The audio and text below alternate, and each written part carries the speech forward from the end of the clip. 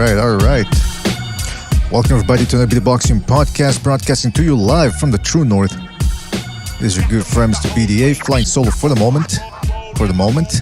Of course, we're going to be remedying that by inviting people on the panel and, of course, opening up the phone lines to get everyone's opinion on some of the sensational fights we had last night. And I do mean sensational.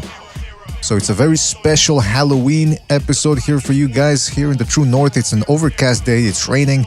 It's the perfect time for a Halloween show.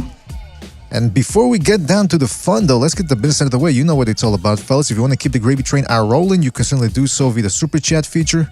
During the show, you can join the BDA membership program and get special badges, emojis, and all that. I was going to make some film analysis. First, it was going to be on Benavides versus Katewi. Then that fight fell apart. Then Romero versus Davis. That fight seems like it's going to fall apart. We'll talk about that more later on in the episode. But in any event, you get the special badges and emojis. You should be set with that. Those are very good. But of course, the most important thing is you continue to like and subscribe to the show and to spread the BDA gospel to the uninitiated. All right, there's a lot of filthy heathens out there that need to be corrected. And you guys are just the type of people to do that. So shout out to you fellas. Everybody in the chat, one more week. Saint Brit, Felipe Purchas, shout out to Felipe. Roderick Davis in the house. Says I got some great fights, boys, and I have a track I just recorded. How do I send it? Well, you can post it on your YouTube channel if you want, and then I can just record it from there. Or if you need an email address, I'll give it to you later on. I think it's on the website, actually. Anyway, shout out to Chris. We'll figure it out. Chris K, Carlos Mendoza, Jay Perez, Jams, Aaron Tibete, Official Scorecard Boxing. Shout out to Official, Brandon White, Luis R. Conriquez, Dirk Banks, Iceman, and many more people to come. I'm sure, fellas, thank you for joining us. Really appreciate it. Well, let's get right down to it. A fantastic set of fights last night. Fantastic. No fight that was going to move the needle in terms of pound-for-pound rankings. There was no super fight, no nothing. Just a solid night of spectacles. You wanted first-round knockouts? You got first-round knockouts. You wanted competitive 12-round fights? Or was it a 10-rounder? The Sultan versus the Puerto Rican dude. But, I mean, it went the distance. So we had solid rounds of boxing. You wanted to see people trading knockdowns? That's what we got with the Jonas Sultan fight. We had a prospect in Jaron Ennis continuing to make noise. And that's what we're going to talk about in this episode. Jaron Ennis, he seems to be the talk of the night. So why not talk about that? And like I said, solid night of fights. Oof, a lot to talk about, fellas. A lot to talk about. Like I said, I'm going to be opening up the phone line soon. So get ready for that, probably within the hour. Okay? I'm curious more than anything when a prospect comes out with a good performance. And there are a few things more impressive than a first-round stoppage. So when that type of stuff happens, I always like to hear what people have to say. Because I already got my opinion. But now I want to hear what other people have to say, and then we'll mix it up and see what happens. So with Jaron Ennis stopping the veteran Thomas Delorme in one round, it really got the pot stirring. So right now, if I look at the comment section here, or the chat section rather, Dirk Banks says, Jaron is special. Stanionis went life and death with Delorme. Good point. Conriquez comes back and says, Delorme isn't special though. LOL. One more week says, I think Ennis is ready. I want to see him in there with Ugas next. I don't know if Ugas wants that fight next though. I think he wants that Spence fight because it's going to give him more money. And perhaps, maybe at this point, I don't know, call me crazy, but maybe he's got a better shot at beating Spence than beating Ennis. Brandon White says Ennis' style is too much for Crawford and Spence. Whoa, see, now that's where we're getting into a little bit of hyperbole here. A one-round stoppage, and all of a sudden, Jaron Ennis is the best welterweight in the world. Pucho says Thurman versus Ennis. I mean, that's the worst fight you want to have as a comeback fight. Especially if you're a semi-cripple like Keith Thurman is. I mean, that's just, why would you want to punish Keith? I think King Bucho secretly the Marquis de Sade. That's what's going on here. Jonathan Lambarena says Delorme was past it, plus he's not even really Puerto Rican. Well, you know what? The first part of your statement is an awful point, but the second one, that's where you really came to shine, Jonathan. That's really where you showed everybody that you are the best at making points here. Chase Athletic says that was a good win. Dulorme had some great fights versus Ugas and James. Philly in the house. I mean, here's my thing with Jaron. And by the way, somebody posted a comment on the BD Discord from another channel. Some dude was saying that Jaron Ennis is ready for Canelo. Whoever made that statement, is he... Okay, yeah. Hashtag Lowgang screen cap this comment from another YouTube channel. I don't know which channel it is, but it was in the comment section. And some guy says, Boots sleeps Canelo. I mean, does this guy realize that they're about 3 weight divisions apart and Ennis hasn't even beaten a top 10 welterweight yet? I mean, I gotta tell you, both sides of the spectrum, both spectrums, there's a lot of insanity going on there. I will say this, with any type of prospect, there's a lot of questions that arise. But for me, one question has already been answered, is how good is Ennis' firepower? And I dare say, might be even better than some of the top elite guys at welterweight. Because, I mean, think about it. Danny Garcia is an underrated puncher.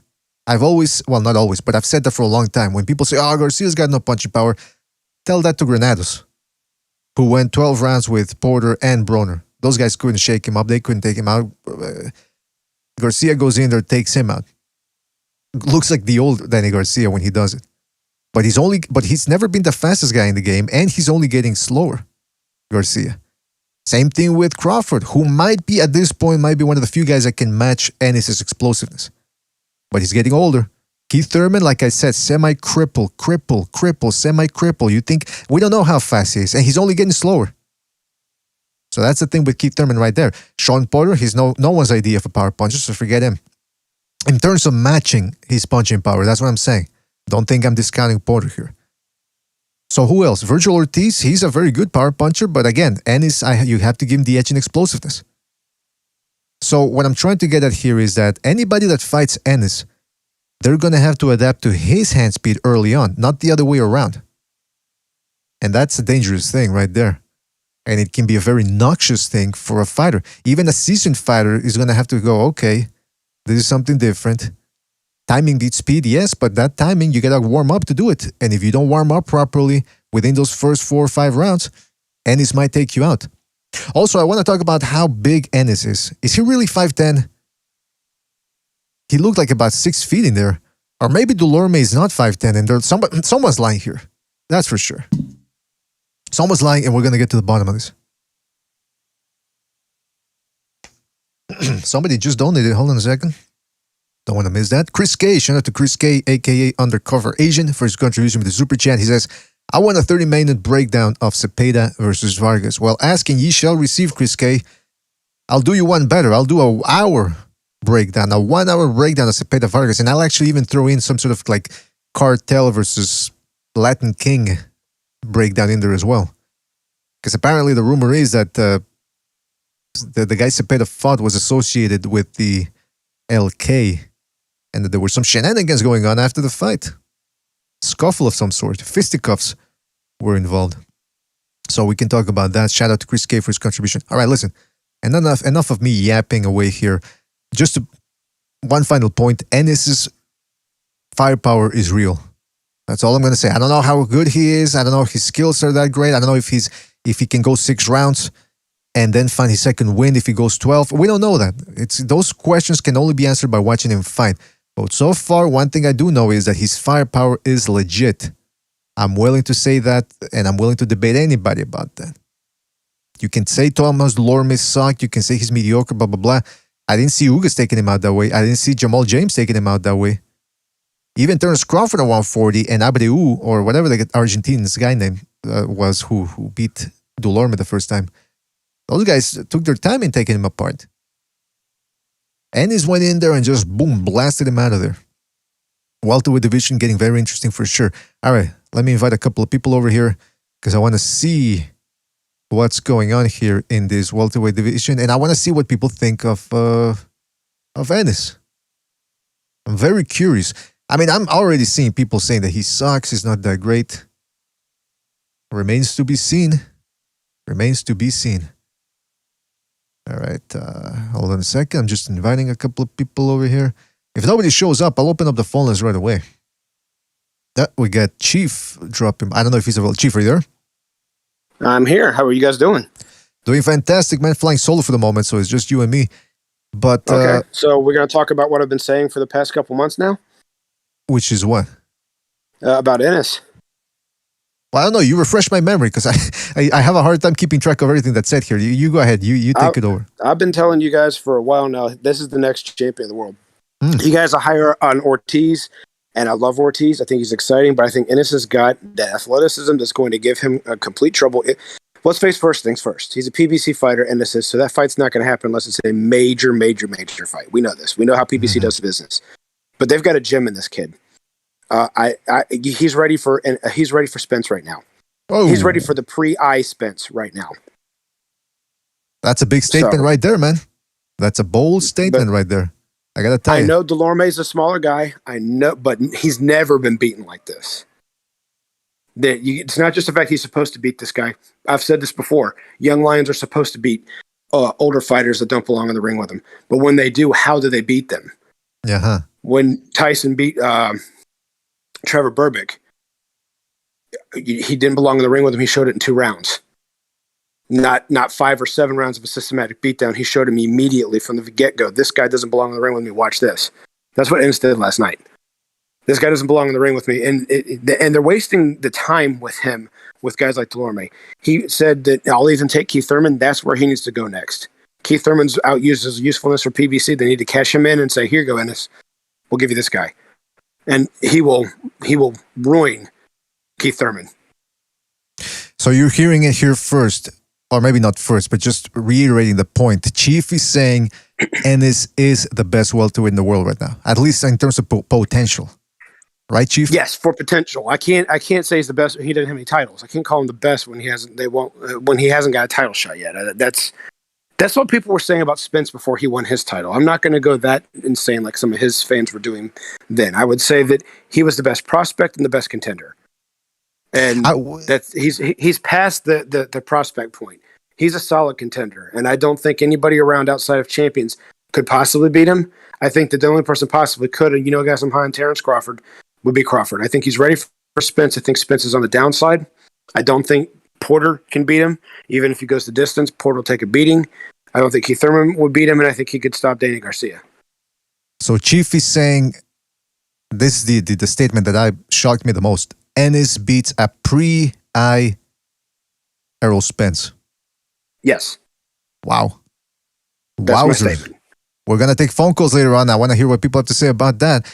Speaking of other people, we've got, who we got here? We got Recognize and Jimmy dropping by. Jimmy. Gentlemen, it's so good to see you, hear from you, my friends. What's going on, brothers? Hello. Well, like I was telling the fellas here, a lot happened last night. No major super fights, but things that are, this it's like in chess. The smaller pieces are moving, and they're going to create great repercussions down the line. And perhaps the biggest piece that was moved was Jaron Ennis knocking out Thomas Delorme in 1 round. Jimmy, let's start with you, man. What did you make of Jaron Ennis' performance, and what do you think about some of the things that are being said about him now? Some people are saying he's the greatest thing ever at welterweight. Other people are saying he sucks and he's overrated. Well, what's your point? What's your point of view on this? He has all the natural attributes, the skill level to be the best at welterweight. I mean, he's busting out of his skin. I'm shocked at his size, just his overall build that he's still able to make welterweight. But he's a younger guy, right? Isn't he only like 23, 24? No? Sure. Somewhere there, 23 or 24. Oh, yeah, so I can't see him hanging around welterweight too much longer. It's a catch-22 in a lot of ways because here's the situation. Nobody in the PBC, none of those guys are going to fuck with him. Thurman's already talking about, I don't even know who he is. Really, dude? I mean, that was just an insane comment. But here's the thing. Can he catch?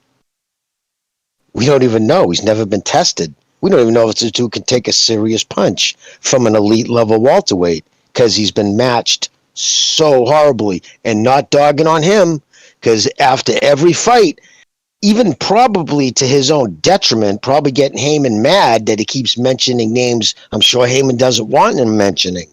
I mean, he's calling out Crawford. He's like, I want to fight. You know, Thurman would be ideal because he knows he's an intelligent enough kid to know. Listen, without a doubt, you can actually watch it in real time. Canelo going along, fights Triple G twice. Those two fights have elevated him. Somebody phrased it perfectly the other day, to a whole new level of brutality. Iron sharpens iron. And when you beat up dudes like Delorme, who I said, I think I tweeted out earlier that he was going to last maybe 2 rounds. The minute he'll go away the minute Boots wants him to go away. He's a smallish welterweight. He really didn't even belong up there. But, I mean, kid's been stopped a bunch of times. It was just, I mean, Christ, he didn't even break a sweat. He was in the fucking audience. I don't even know if he had a shower after the fight, probably just to get the grease off his face. That's it. But again, it's one of those things, and I think we're going to all watch this play out this Saturday when we watch somebody like Caleb Plant, who was feasted upon handpicked no-hope his entire career, and watch what happens when you step up against somebody who's been to war, who's willing to take crazy shots to the skull to give you one. It's just, I don't know. If this kid is chin, put it this way, if his kid's chin matches his skill set, might be unstoppable. He's that talented. Can I say something about the chin there? I've seen him. He took a shot from Lipinets in their fight. I forget which round it was, but he did seem stunned. And last night when he fought Delorme, he ran into a right, after he dropped in the first time, he ran into a right hand that sort of stopped him in his track. So I'm not saying he has a bad chin, because again, he took those shots. But what I'm saying is there's definitely some kinks he's got to work in there, because he's more Terence Crawford than Errol Spence when it comes to advancing. He seems to drop his hands a little bit. And he was shook a little. Oh, sorry. No, I took he was shook a little bit. He was. I did notice it last night. I did notice he took like a half step in the Lipnitz fight. You pointed it out when we were analyzing it later. I think Recognized was the one jumped in and said, yeah, you noticed that too, if my memory serves from the show. He does get hit, but it's only when he's finishing a guy off. He doesn't get hit when he's out there at range and he's setting everything up. They don't touch him. So look, the question is, who hits hard? 1 second, I'm sorry. Just let me finish this question. Who hits hard enough outside of maybe Ortiz? Because I don't think Spence does. I know Danny Garcia doesn't. I know Sean Porter does. We know Sean Porter doesn't have any power. And I don't think Keith Thurman does anymore to catch him with those shots when he's finishing them off to where he has to worry. That's my opinion at this moment. He could prove me wrong. Please Recognize. Go ahead. Yeah, I did see him get caught with a shot. I mean, it was when he had Delorme buzz, or he had just finished dropping Delorme with the first knockdown. Mm-hmm. And Delorme got back up. You know, he basically was just fighting back. I think he caught him with a right, kind of like a right. Mm-hmm. Yeah, he caught him with a right. He clipped him on the jaw, and you know, he kind of got buzzed for a second, but then he followed up with a straight right. He's an orthodox fighter, I think, and he caught him with a straight right that dropped Delorme. So look, my point is this: he looks good, right, when he's fighting guys that he's pretty confident he can beat. Now, the question would be, and Delorme is kind of smaller. He's a smaller guy, definitely smaller guy than Boots Ennis, and so the question would be, when he's in that situation, what happens when he fights guys who are bigger and confident? They're not necessarily there. I don't think Delorme thought he could win the fight. That's my personal opinion. I don't think Delorme. That's a very good point. I don't think very good point. So he's in his mindset is in fighting back. Now there's a difference of fighting back and fighting. I always say this: fighting and fighting back is two different things. So Delorme caught him defensively, basically, right? So the question would be, what happens when he fights a guy that's there to win and is fighting back and catches him with that shot as part of his game plan? Okay, that's the difference, part of his game plan. Because believe me, there are people watching tapes of him as we speak. That's just, being a boxer a boxer for a living is when somebody's in your weight class, you're watching them. You know, even when they say, "Oh, I don't pay attention to him," "Oh, I don't know him," they're watching him. Okay, they're watching just in case they have to fight him. And I think there's a reason Al Heyman It could be two reasons. Al Heyman is matching him up kind of soft, either for two things. They fear something about Boots Ennis, or they don't want Boots Ennis to rise to a point where now you gotta fight him, right? Maybe they're not done with the Spencers of the world. Danny Garcia, Keith Thurman is really a nobody at this point, right? So I don't think they really worry about Keith Thurman too much. So there's a reason why they're matching him up softly. It could be for two reasons, or it could be the both reasons, right? They just want to take their time with him. But I do agree with what Jimmy said. You know, you have to get these guys in there tough, because when that time comes, and he's got 28 wins and like 27 knockouts, some shit like that. So like one guy went the distance with him. I believe that's his record. Yes. Right. So and he's doing that against soft level competition. They're going to be guys that could see his shots coming, right, or know how to brace for it and know how to counter that back. What's going to happen if he's in a dogfight? Now he could be the real deal, and it's just part of boxing.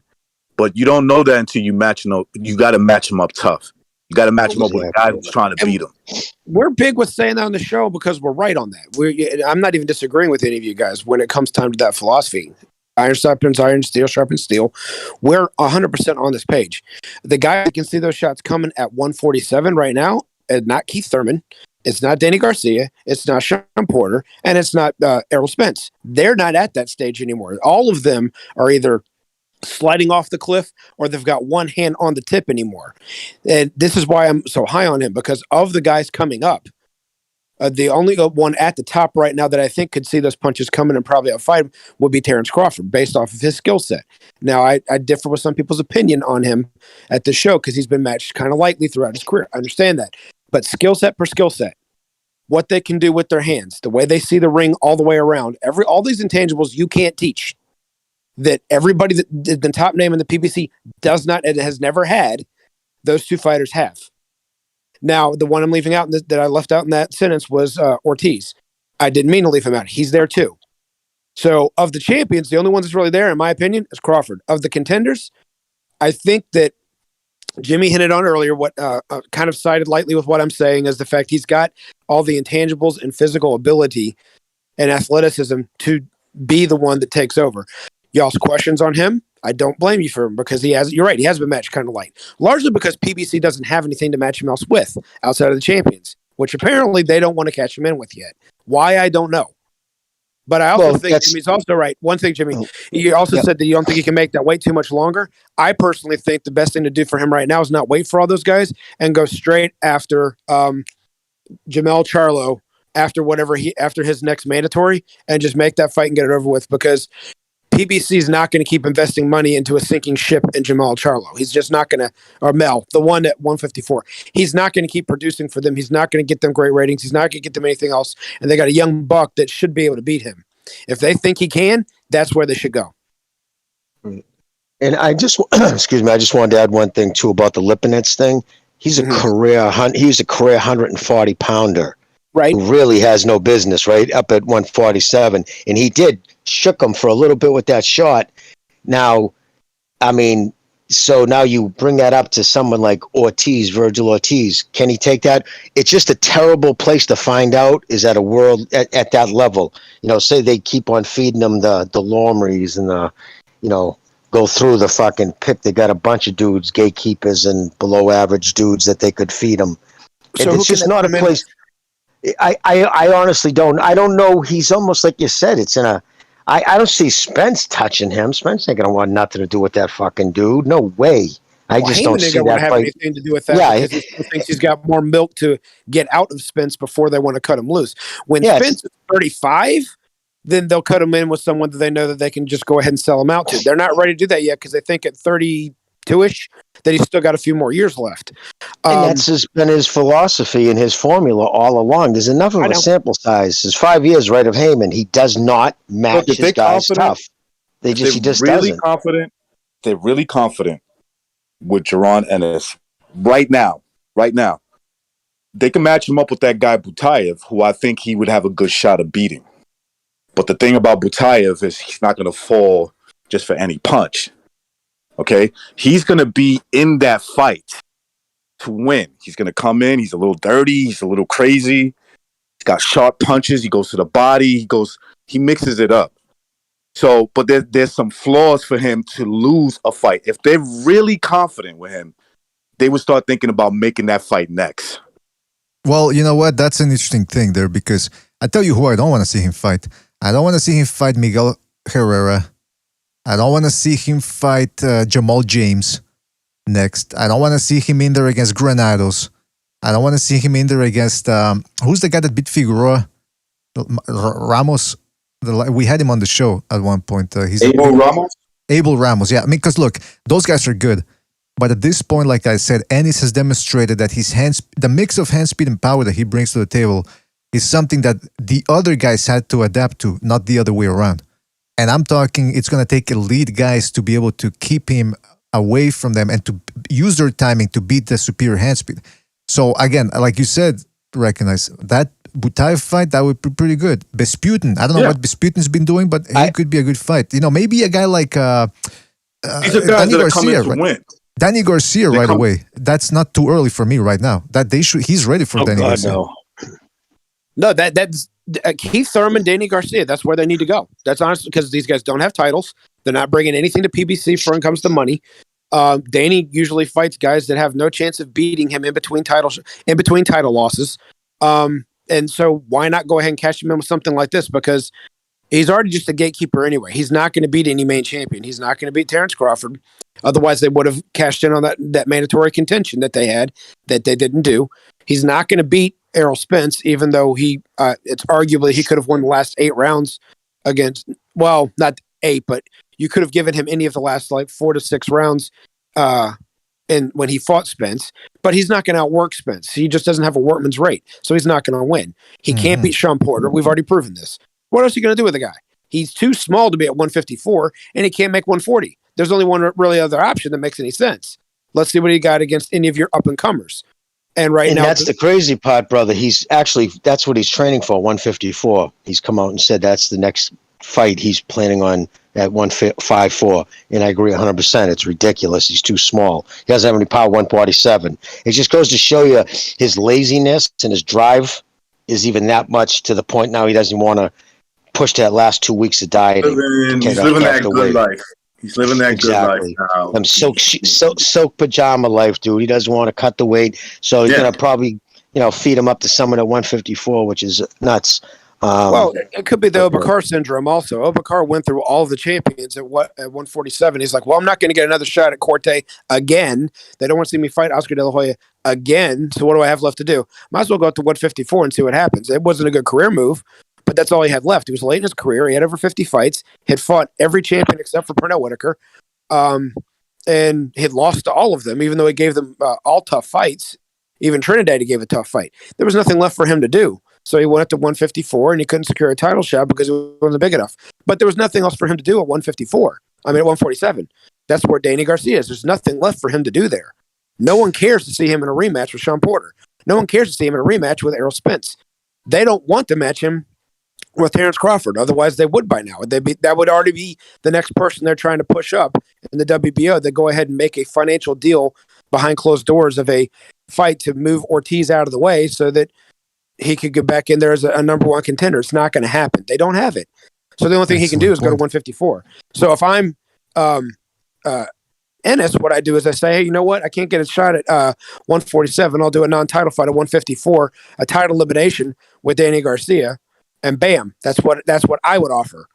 I doubt they'll take it, but that's what I would do. That's the conundrum he's in. That's a very good comparison there with Obakar. I also want to say, don't forget to people in the chat room, hit the like. Really helps us out, fellas. So hit that like, or I will hit you. How about that? Number 2, when it comes to Delorme, I see some people in the chat, they're calling him Bumlorme, some calling him Dumblorme. Dumb as in Dumb. And look, it's true, he's never really beaten a top welterweight. But like Chief said, you got to put it into context. It's a first round knockout against a guy who hadn't been stopped at welterweight before and who had given every other guy a competitive fight. So you got to give Ennis credit for that. That being said, it's interesting. Whenever you have a prospect coming up, there's two types of people. The people that want to say, Yes, he's the best. They want to anoint him as a future great. So if he does become a future great, they can be the first ones on the bandwagon and say, see, I told you. But then on the other side of the spectrum, you have the people that don't want to do that, the skeptics. They're afraid that if they overcommit and the other guy ends up being a bust, they're going to look stupid. And we've seen, look, listen, I'll give you an example. I'm not saying this is Jaron Ennis, but it's an example of a guy that looked very good early on and then just for some sort of reason got completely sidetracked. Juan Manuel Lopez. He beat Daniel Ponce de Leon, pulverized him in one round. That's the fight where people said, holy crap, this undefeated Puerto Rican is the real deal. Then he ended up having a series of good wins. Steven Luevano, he beat Rafael Marquez. That's a fight where he got tested a little bit. He brutalized Jerry Penalosa, something nobody had done at that point. And that fight went about 8-9 rounds, I believe. So he was showing he had stamina, he had punching power, he had it all. He was looking like a future all-time great. Then what happened? He runs into Salido. And then for some reason, his chin just turned into confetti. And he never became the what he was supposed to be. Can Jaron Ennis go down that route? You never know. That's the big thing. We never know. We don't know if he's going to get into a life of drugs or women are going to give him a problem outside the ring. He's not going to train. It's a whole bunch of questions. The only thing we can do is wait and see. Very good points. The thing with Wama Lopez was he was proving his chin through all of those fights to where his punch resistance weakened too quickly because he took too many punches. He's like, these guys can't hurt me. It's always going to be consistently, no matter who you are, a matter of addition. How many punches are you going to take throughout your career, especially willingly, if you think a guy can't hurt you, to where you're going to lower your punch resistance later in your career? And I believe that's what happened to him. Ennis is not quite the same way. He's gotten hit with a few punches we've seen, but when he's setting everything up, people aren't hitting him. He's moving. Now, he could pull the Roy Jones. He gets old one day. Let's pretend for a second that he wins titles in three-weight classes like Jones, and he's all the way up going at middleweight to super middleweight, and he can't lean back far enough anymore when that punch is coming. That could cost him if he relies on that. If he doesn't revolve his boxing ability with his athleticism and adapt as it fades, because everybody's athleticism fades. If he doesn't do that, then I see everything you guys are talking about. At the moment, I don't know. I mean, he's gotten cracked, you're right, defensively. In both fights, he got cracked defensively, not offensively. But I don't see anybody in the welterweight division that's going to, unless he's finishing, that's when he gets hit, is when he's finishing guys off. So the only person I can see that can hurt him fighting defensively when he's going to finish off is Ortiz. Maybe Spence and Crawford, but nobody else. What's the status with that kid Butaev's WBA? He's got the regular or some shit like that. What is that? What is his deal with that? I saw that the WBA was on the line. I don't pay attention to the sanctioning bodies, but I saw him wearing the WBA belt. What's the deal with that? Is he like an interim, or is he like fucking that symbolizes number one contender status? It was a junior. It was a Reggie title. Okay, so it was a regular title. So he's like in some type of the regular title was some type of contention. So he's in some type of contention for the WBA, right? Yes. Well, I don't see his okay. What's the so Butaev. He's number 4. Yeah. He's number 4. Ranked by WBA. It's all fucked up, right? It's all fucked up. The guy represents a WBA type of belt, but he's number 4. Like, look, what I would say is this, right? Because they're so pathetic. That is disgusting. The guy represents a WBA sanctioning body type of belt, but he's number 4 on ranked in the WBA. I mean, that's insane. Whatever. Well, the WBA has their WBA champion, their regular champions, number 1. That's the problem. These Reggie belts, when they start giving out other belts just to actually make more money. That's all it is. But this is the Al Heyman's ploy. This is what he's done with countless guys, because it puts him in position to snag. Say if somebody moves up in weight, right, or for whatever reason, when you have the Reggie belt, you're supposed to have first dibs on the rail belt. And so a lot of times they end up getting them. Exactly. Who's the regular champion? Who's the regular champion? Whoever beat Jamal James last night. Well, that would be Butaev. Yeah, that he's got the Reggie belt. That's why you saw him with the regular belt. Okay, so that's the real one, the real WBA champ right now is Ugas. Well, look. So, listen. Let me just clarify everything to give people a picture of why we don't follow the sanctioning bodies here on this, and hopefully we don't have to do this again because this is disgusting.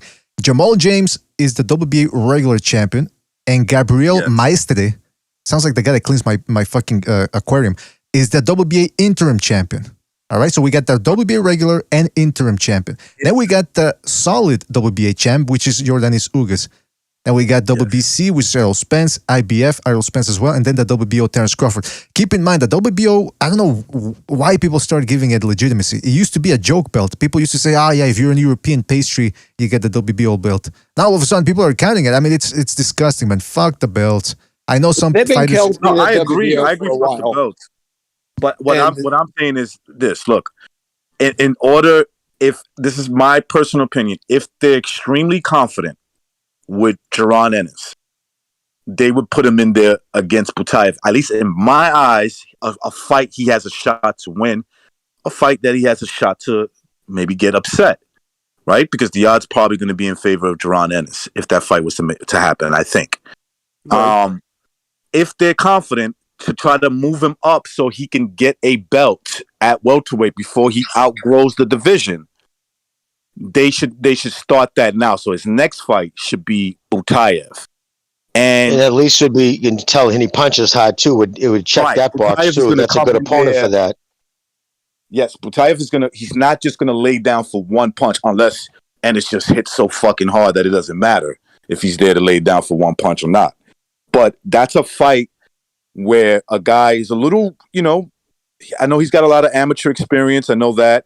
I know he's like 27, 28, so he's not like really, his record represents the years of experience that guy really has.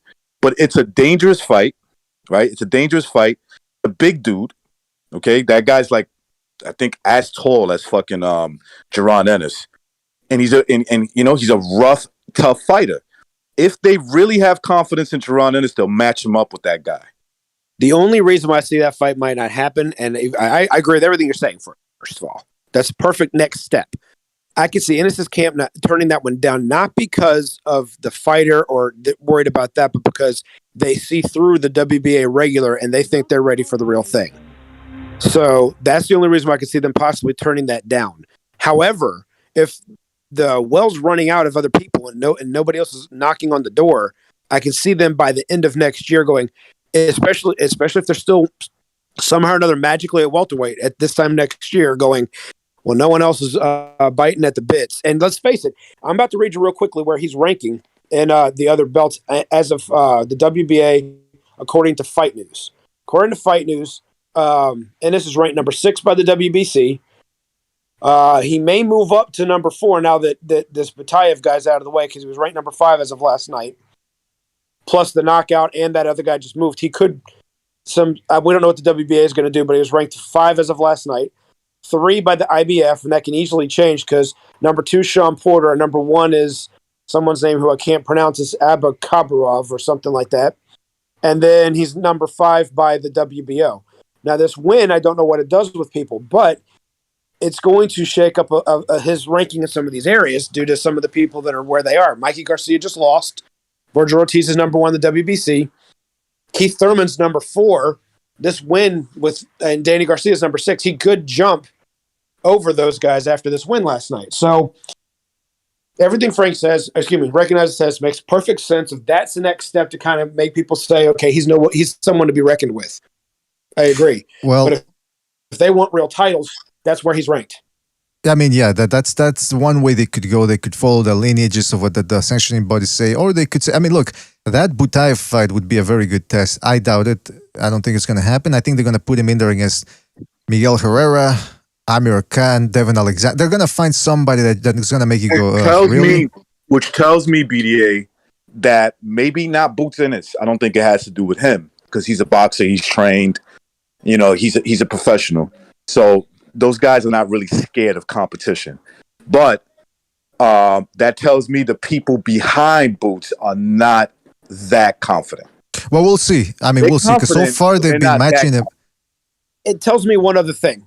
And that's that sometimes when a guy's too good, you have to be his number 1 because nobody wants to fight you. That could be the other option. I understand everything Recognize is saying is right, that there's still some questions need to be answered. But if Spence is going to say, I'm not going to fight you unless you're my number one, how does he get there? If Danny Garcia's got nothing for him to fight for, I'm not going to fight you unless you have a title. Well, now he's in a lose situation there. Same with Sean Porter. Same with Keith Thurman. Especially if when he's that good, they're not going to fight him unless they have to. Yeah, he's got to get there somehow. And especially when they've been very well compensated for lesser fights. Now all of a sudden they're going to go, well, look, listen, my career is starting to wind down. Now you want to put me in there against this young prospect who's destroying everybody. You're going to have to pay me $5 million for that fight or something extraordinary like that. Hopefully that's not what happens. Sean Also, Porter's number two, real quick, just want to say phone lines are open. So if you want to call in, give us your thoughts on Jaron, Boots Ennis, or sorry, I like to call him J-Ron. Feel free to call in. By the way, Chief, it's a Sunday. And Jimmy mentioned iron sharpens iron. Which Bible quote is that from? Which part of the Bible is that? Do you happen to know? You know, a very good question. I've read it the other day. I just don't remember which book I was in because I'm reading more than one book at a time right now. Proverbs. It's Proverbs. Check out the brain on you. Well, I mean, I just looked it up. I didn't fucking know it myself. I just had to look it up. But what was it? Did I really say iron? Did I really say iron?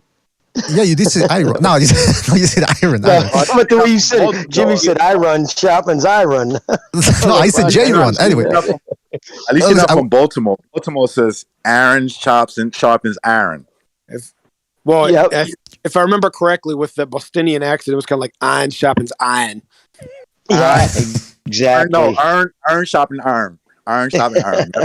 Hey, I wanted to ask you, continuing to talk about J-Ron, is it me or is the guy's not 5'10", right? Or maybe Delorme's not 5'10". Somebody's lying here. He looked huge last night, Jaron Ennis. He looked like a prime Trinidad in there. What do you guys think? Who's lying here? He's listed at 5'10", right? I'm looking at it, 5'10", 74-inch reach. I was looking at Butayev. Well, then again, he's fighting a guy who's 6'2". And Butayev looks longer in certain parts of the fight. He looked like a longer guy than what's his name? Ennis. So I'm thinking those guys are close in height with each other. They're very close in height.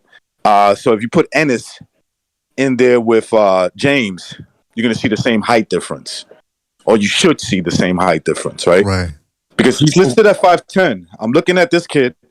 I'm looking at this kid's box record, Butayev. He's 5'11". He kind of crouches a little bit when he stands. That might not make him look as tall. But doesn't Boots have crazy long arm length? Doesn't he have above average arm length? Let me check. Yeah, that's what I said. He's 74 inches. Yeah, that kid, the Russian kid, he got sloppy a few times, which you can with Jamal James, who was a nice kid, man. That kid, Jamal James, is a really nice kid. If you listen to him talk, I don't know, man. I don't know. But his brother's a cop. His brother's a cop. I don't like his brother's a cop. Oh, man. Like that. Okay, all right, never mind. I don't know. Defund them bastards. But listen, jackasses. But he knew that really you don't have to. I mean, Jamal James has always had just kind of a stick jab, really nothing on his punches. And he was a little wild. Honestly, my opinion, I kind of rate him like a poor man's Green Machine. I think Green Machine throws his punches straighter with more accuracy. He just loses. Green Machine might tire out quicker, but you see, you want to know something? You're talking about Kavaluskas? Kavaluskas. Yes. Yeah. Yes. Okay. Here's what I was saying. When I saw this guy Butayev fight, this is the second time I've seen him fight. The first time was against Putin, right? That fight turned into a no contest, but it was super close. This fight against Jamal James, I got a better look at him. I was paying attention to him, and I was saying to myself, "Oh, Virgil Ortiz will kick this dude's ass." For the same reason you said, he throws wide, sloppy shots. So this is why I'm saying it's a winnable fight for Jaron Ennis, right? I looked at Jaron Ennis. I've seen enough tape for him. The question would be, can he if there's incoming punches coming from him, right? And the fight turns rough, can Ennis take that? I know Virgil Ortiz could. That I know. I'm not, or put it this way, I'm more confident that Virgil Ortiz would because he already fought a similar fighter in Kavaluskas who I think is a little bit more, he's a little bit better than Butaev. I could be totally wrong about that, right? No, I agree 100% with everything you're saying. The eye test tells me he is better. Mm. So that's why I say this is a fight for Ennis. It's a winnable fight, but it's also a dangerous fight for Boots. Hey, listen, fellas. Exactly, because it has power. We got to take a phone call here. Don't forget to hit the like button, fellas. Hit the like. Let's go to a phone call here. 267, you're on the air. 267, what's on your mind? Hey, what's going on? Y'all hear me? Yeah, we can hear you, man. What's on your mind? All right, cool. I wanted to say that I think, I got two things to say, actually. One thing is I think we're making too big of a deal of Jaron Ennis getting hit or getting caught.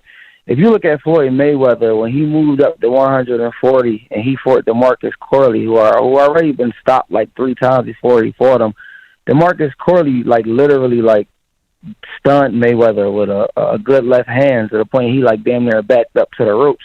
Or if you look at Holyfield, when he went from cruiserweight up to heavyweight, and we know he was undisputed at heavyweight subsequent to after actually a couple fights after Burt Cooper. But Burt Cooper shook Holyfield up bad, and Holyfield went on to be undisputed champion. So what I'm saying is sometimes when you take those step-up fights, or when you get in there with guys that are going to swing back or may just swing, sometimes you get hit. It happens. But, I mean, look at the outcome of what happened when he stopped Delorme. I mean, Terrence Crawford did it in 6 when he moved to 147 and 140. I think Abregu did it late as well, but Jaron Ennis did it quickly. And if you look at the Ugas fight, if Delorme, if the judges didn't subtract a point or take away a point from Delorme, that fight would have been a draw if you go back and look at the scorecards. So it's not like a lot of guys are just running through that guy. That was actually a really good win. Now, my second thing I wanted to state was the only person I think that could, and I love Crawford and I love Ennis, so my own biases I wouldn't want to see them fight, honestly. But if they were to fight, the only person I think at welterweight could, I'm sorry? I said, come on, man, they got to fight. But yeah, keep going. Oh, yeah. So the only person I think that could, potentially beat Boots is Crawford. I mean, you look at Spence. To me, Spence is extremely, he overrated. Spence is overrated, man. He's flat-footed. He's slow. He doesn't have no defense. You can easily counter his jab. Shout out to Sean Porter. Shout out to Kell Brook. He's getting detached. His retina detached and sparring with headgear and gloves on. So what do you think? A person with super fast hand speed that can maintain distance, and he won't have the advantage in being a lefty, nor will he have the advantage in size, and he doesn't know how to set the distance. You've seen Sean Porter with shorter arms just come in on him and turn him and lump him up. What do you think Jaron Ennis, who's 24, with long arms and power, would do to him? So only person I think that could beat him is Crawford, and that's my call, fellas. I just want to say a couple of things here before you go. Yeah, you bring up a good point about the Ennis getting hit with those 2 shots from those 2 guys. It's true. Nobody here is saying, well, he took 2 shots from them, therefore he's not. It's all speculation at this point. When you get a prospect like that, it raises a lot of questions. So you analyze everything from all angles and say, well, if he runs into this type of shot, could it possibly be a problem? We don't know. But it's a good point that you made about how it doesn't mean that, he took a shot from those guys, therefore Garcia's going to flatten him. That's not what it means.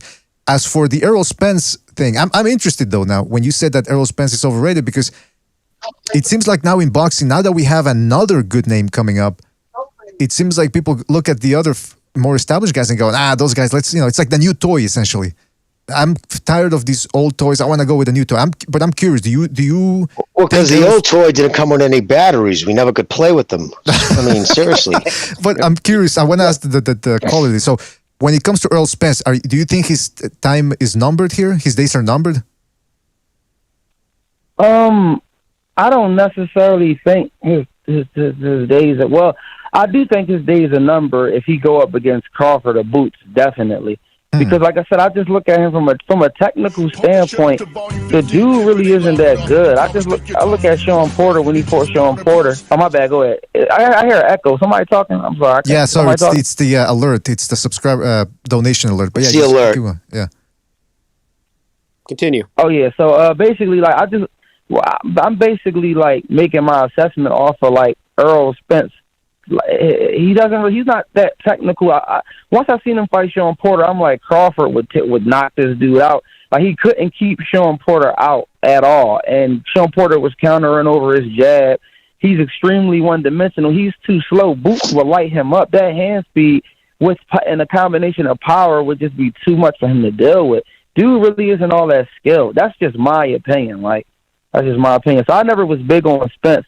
But I guess the only person I could see him that could beat him is like Crawford, because Crawford's skills are like really like underestimated. The dude is he's good at punching in between punches, taking your ability to punch while he's in the inside.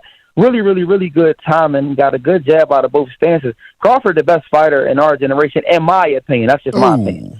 But well, listen, yeah, I'll go a little bit with what the caller's saying. I've never overrated Crawford that highly, but we know I'm high on him. But he's been saying a lot of stuff I've been saying on the air for a while. Caller, I don't know who you are, but I like you already. I agree with a lot of what he's saying about how Spence is fading and the dynamics that Boots brings to the table. Spence isn't seen in his career.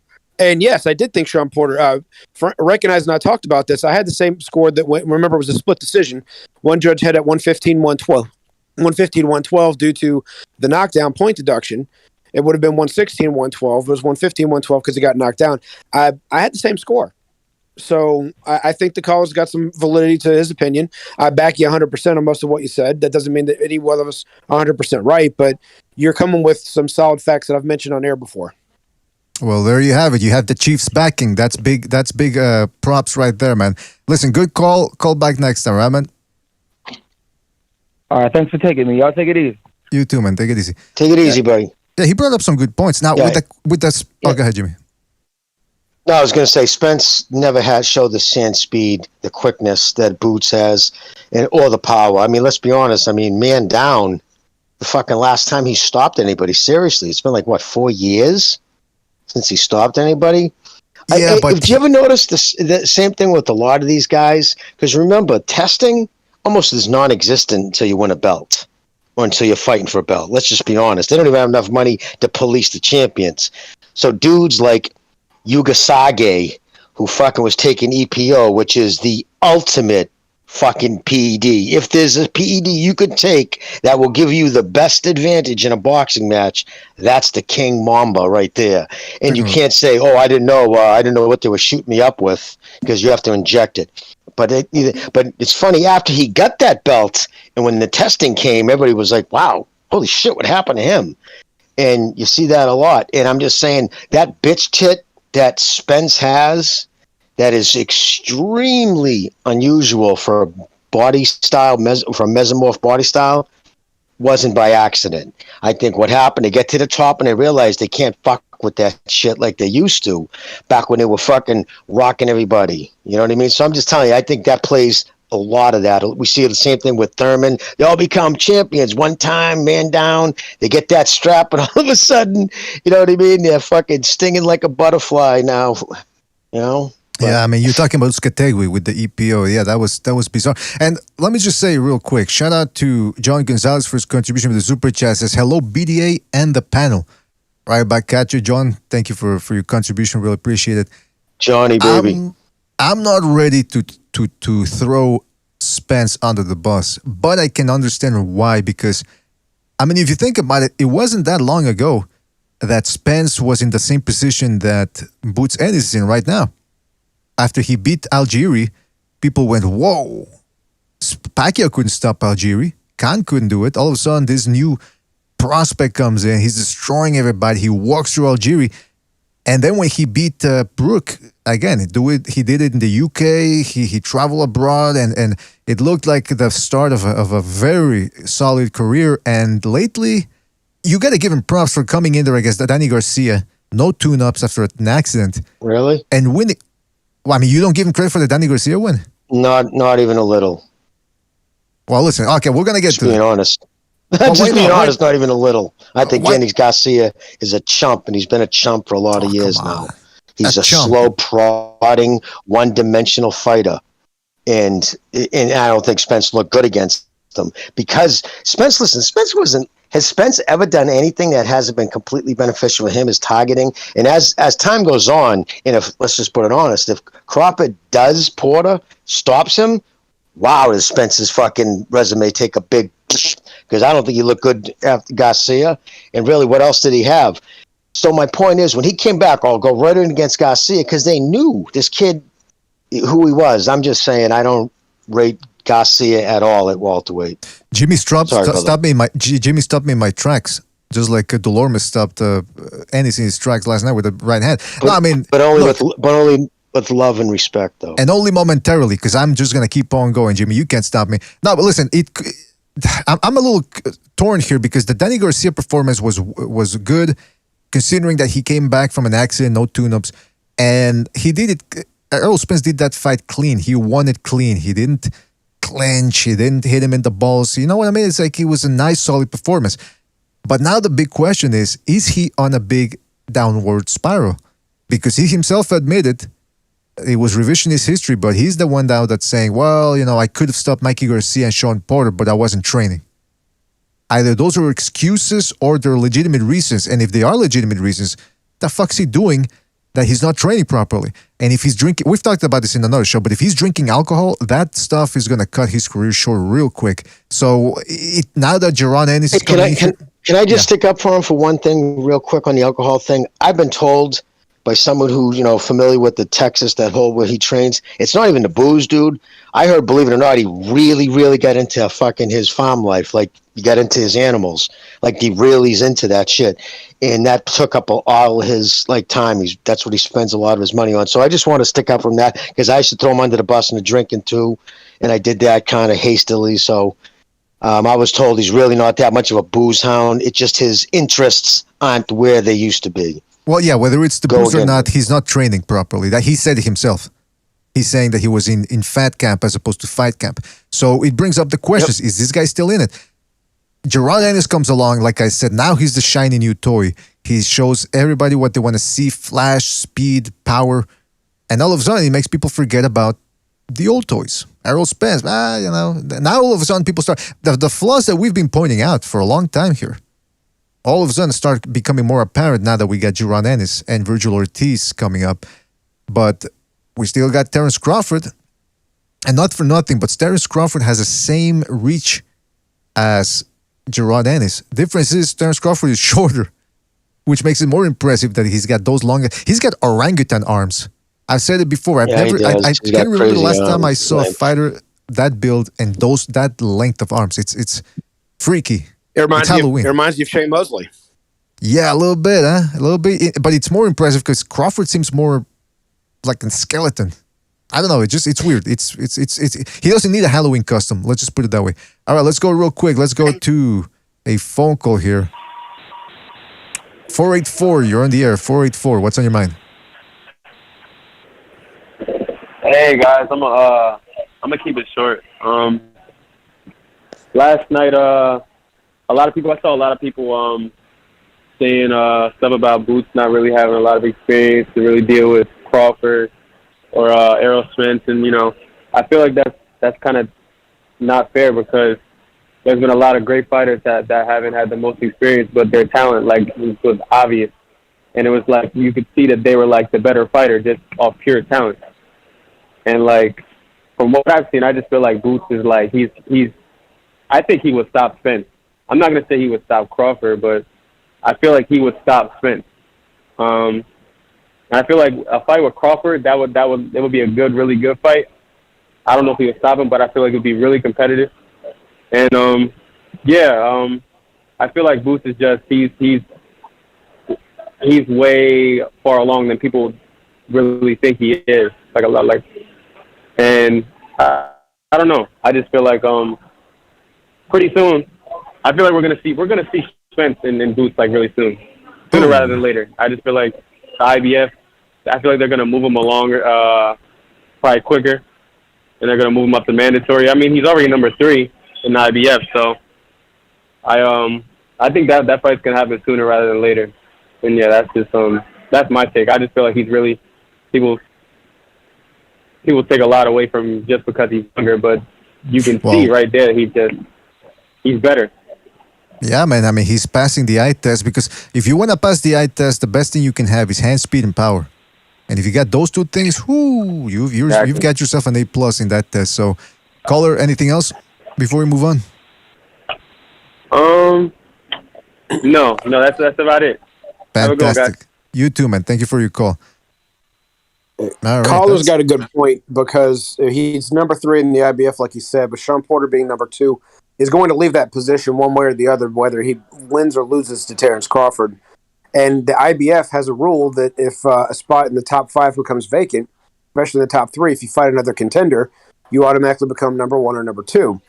I can see them risking him against this Kabarov guy, and becoming Spence's number 1. But I can still see them like pawning that off for a year and a half, and him just being the number 1 contender. But yeah, he's chomping at the bit at the IBF, which happens to be Errol Spence right now. I can see them possibly letting the IBF go vacant while Spence is quote unquote recovering, so they don't have to risk that yet. So they can make it a super fight, make money out of it. You know what I mean? They're not going to risk Spence without money, with all the money they've put out that we don't know if they've recouped. After what Jimmy said about all these pay-per-views that we can't validate the official numbers, he's been getting close to what they've been reporting, $8 million per fight. Are they making their money back off of him now, especially with all these long layoffs? They would need a big fight for this to really generate the money they would need to recoup what they spent on him. Yeah, there's a couple of ways they can go with that, and it's going to be very interesting what happens within the next 6 months. Because again, the PBC, they're not the most renowned when it comes to moving prospects. They tend to take their time. If you're a prospect over there, you're lucky to get 2 fights per year. Shout out, by the way, to BlackCat997 for his contribution to Super Chats. Do you guys think Josh Taylor will be a major threat at 147 in the next couple of years? I tell you one thing, Black Cat, Josh Taylor better pray that some of these welterweights move up before he gets there. Because, I mean, he's moving up, and then you got Jaron Ennis, who's looking like a middleweight in there. It might be trouble for him. Might be trouble. Virgil Ortiz. Yeah, I think Virgil would beat him up, man. Virgil would beat him up. I don't think he's big enough to fill out that weight to be able to. I think he's tall enough and long enough, and he's skilled enough to give them good fights. Do I think he's got enough to beat them? I don't think he's going to fill out enough to be able to hold his own against someone like Virgil, who's a natural welterweight, someone like Ennis, who's probably really a natural junior middleweight, but somehow now they're cutting himself down to 147, or Crawford. And to be honest with you, Crawford's probably where they're going to go, because that's an in-house fight. Yes, that's right. You're right about it.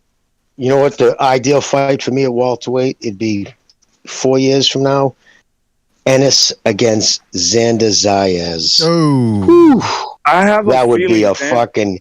That'd be a great fight, because he's so big. Xander's would be, I think, the biggest. He's like on the probably the biggest size you can get, frame and everything else. In fact, his last fight is. Well, I don't think he's going to make 154.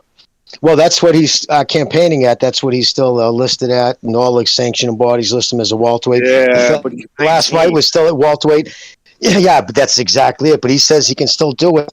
This past fight was they agreed not to go down to 147, but that's what he says he's going to campaign. So I'm again taking him at his word, right? If he does able to make it, now skill set, him against Ennis. If Ennis can take the punch, that's again the only question asked is, can he take a shot? That's why I think recognize the suggestion of the Russian kid, the 4th ranked kid. That would be a good.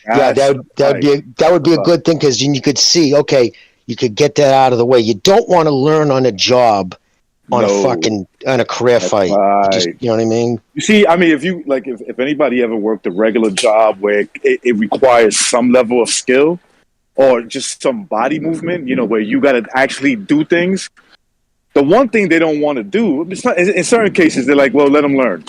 But the one thing they'll make you do is they'll give you, they'll have somebody who's experienced teach you, right? They'll say, look, this is what you do first. You do this, you do that. Then you get to this, and that's your job. that's the same thing with boxing. Boxing, you don't want to fight low-level fight a guy who has a game plan to beat you. And then when you can't knock him out, you're like stuck. You're unstuck, right? The guy doesn't care about you whether you're unstuck or not, right? He's there to beat you. And so that's what you don't want to happen. Not to say that I agree with the caller. Listen, sometimes these guys don't need that experience. They're just so good that they beat guys with a lot of experience. That's what happens. Yeah, that's the thing with Jaron Ennis right now. It's he might have great skills, but so far he's getting by on just taking these guys. I mean, the Lipinets fight did show that he had to adapt a little bit, had to mind his P's and Q's in there. Even though Lipinets is not a huge puncher, 147, he is a competent fighter. Yep. And I'm going to have to rewatch that fight. Because the other fight that impressed me from Ennis was when he beat Abreu, that Ecuadorian guy, because he had given Kavaluskas...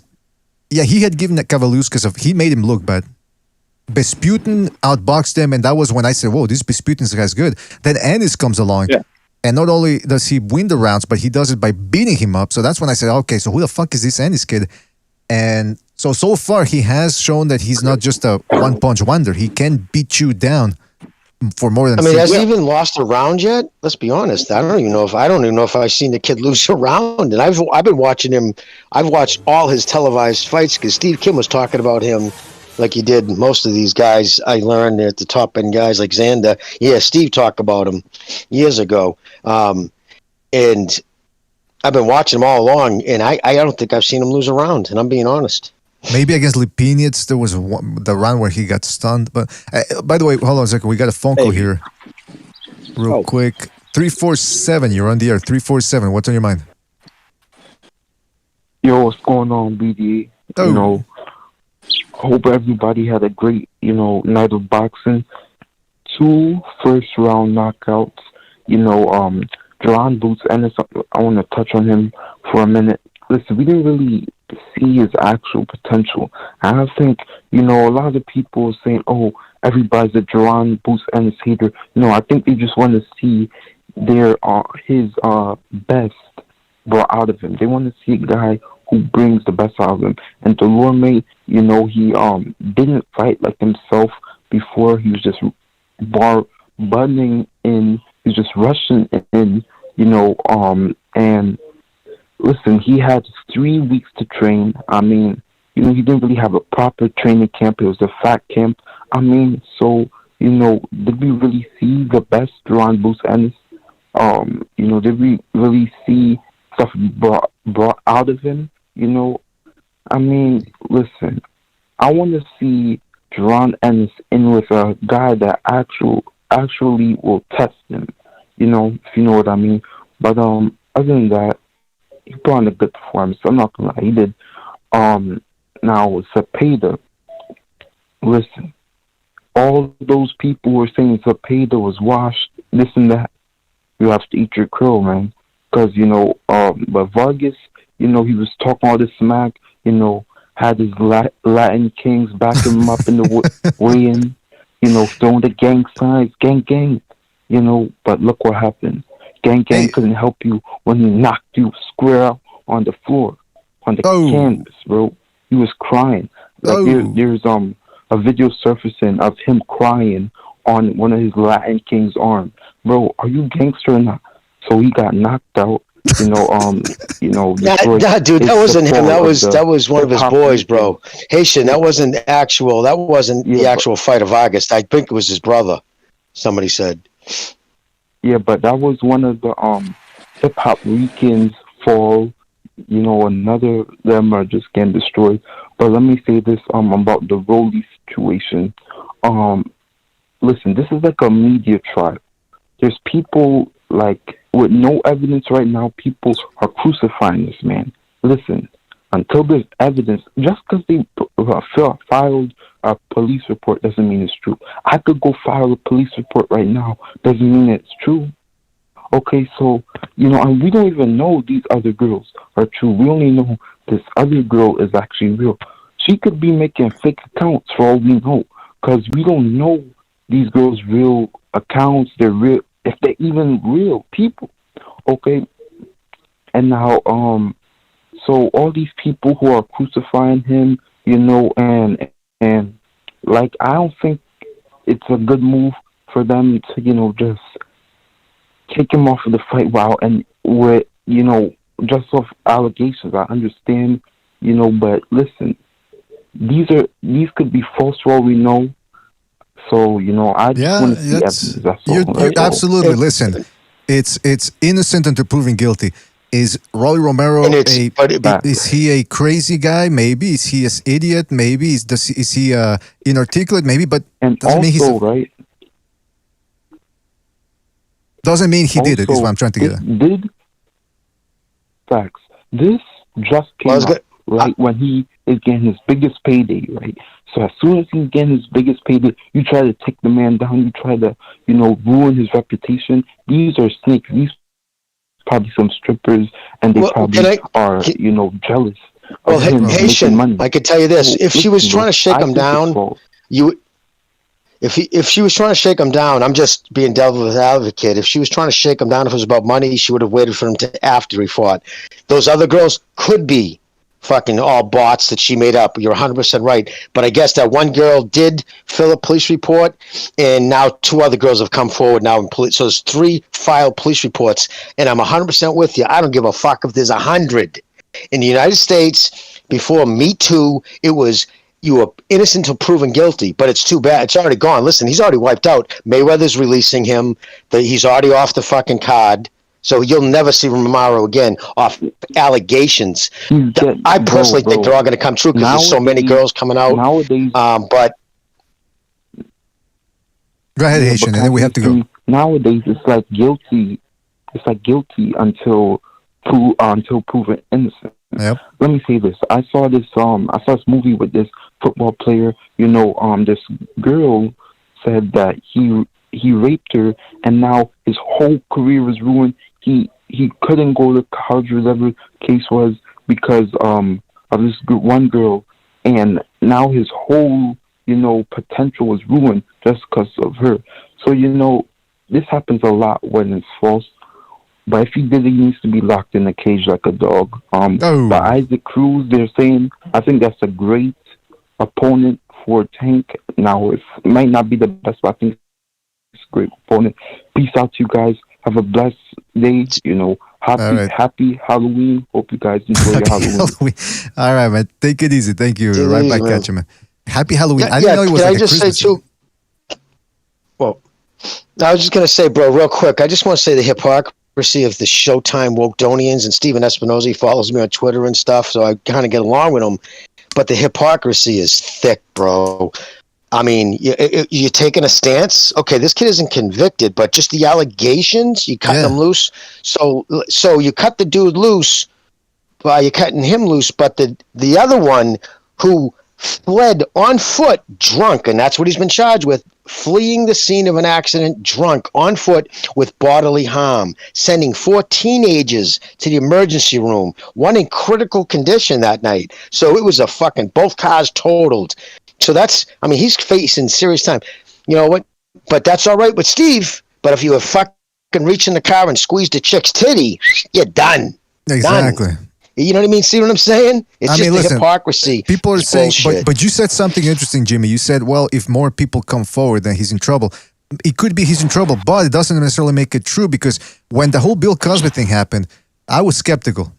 I wanted to see more proof. Then they said, like, wow, 80 women came forward or something crazy like that. And most people said, well, there you go. It can't be that 80 women are making it up.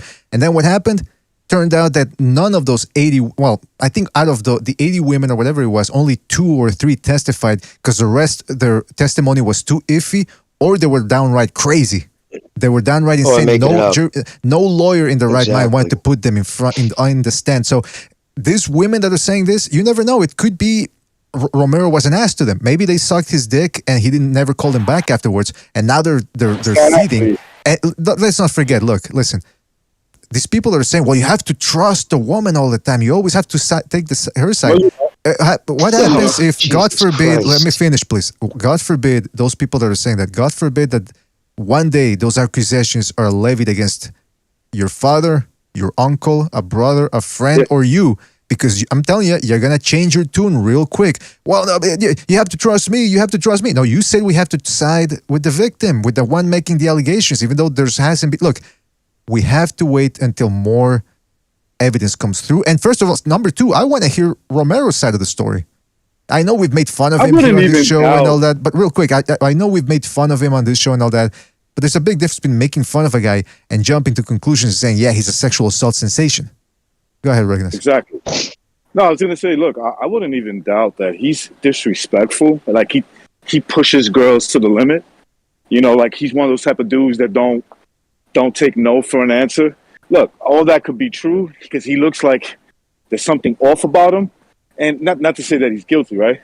But I find it convenient, very convenient, that it's on the, you know, it's just right around the time he's supposed to have a fight with Tank Davis.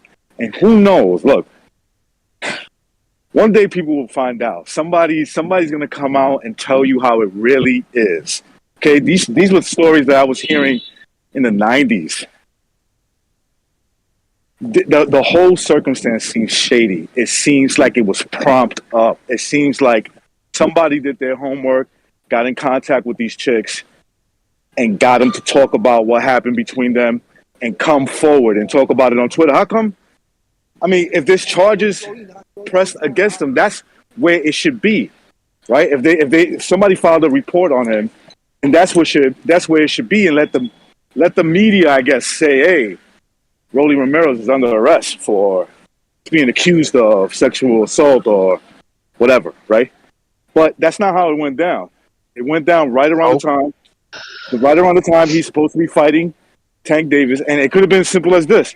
I'm not coming to lose. I'm coming to win. Okay? That's it. And they probably said, man, you know what? Let's not take this risk. I'm not saying that's what happened. All right? So all you people that don't like to hear this shit, calm your fucking ass down. What I'm saying is you don't know what happened. You don't know what really happened. You don't know why these girls are coming forward now out of nowhere. Well, they could have done an injury thing instead of ruining his reputation with sexual assault. Exactly, because honestly, I think they would rather fight. If they were going to pull out of that fight, it's because of the backlash it received, just how it was treated as a joke, and they know it's not going to be a moneymaker. Like Steve Kim, he said on the 3 Knockdown that he has no business being in there. And none. He's going to be destroyed. He's going to get, you know what I mean? Like Tank would have destroyed that kid. Neither did Barrios. Yeah, that's right, exactly. Yeah. And this will be even worse. They're just looking to put him up, and I think it might have pushed the envelope too much because, I mean, this kid's really bad. He has no abilities, but yeah, it could be worse. But at the same time, maybe the guy's just like, look, I'm coming there to fucking win. I'm too retarded to say. You know what, I don't know anything else. Yeah, I don't know anything else. All I do is come to fight. Yeah, I mean, you never know. I don't know what.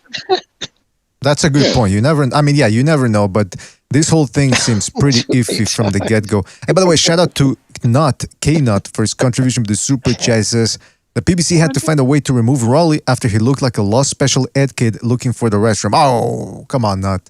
But anyway, thank you for your contribution, man. Really appreciate it. You can say whatever you want, man. I'm just saying that. Well, he was seen fleeing Vegas yesterday in one of those fucking short buses. Hey, come on now, stop it. Hey. But listen, we'll get back to the Romero thing at some point. I wanted to ask, recognize with the whole, that is the other fight that took place last night on ESPN. We had Sepeda taking out Josue Vargas, and there was a whole big thing about Vargas being affiliated or part of the Latin Kings. Is he wearing the Latin King colors here? Recognize on this photo? I mean, I don't know. Maybe they're into that color, but that's the way I understand it. Look, who cares, right? The kid talked too much shit, right?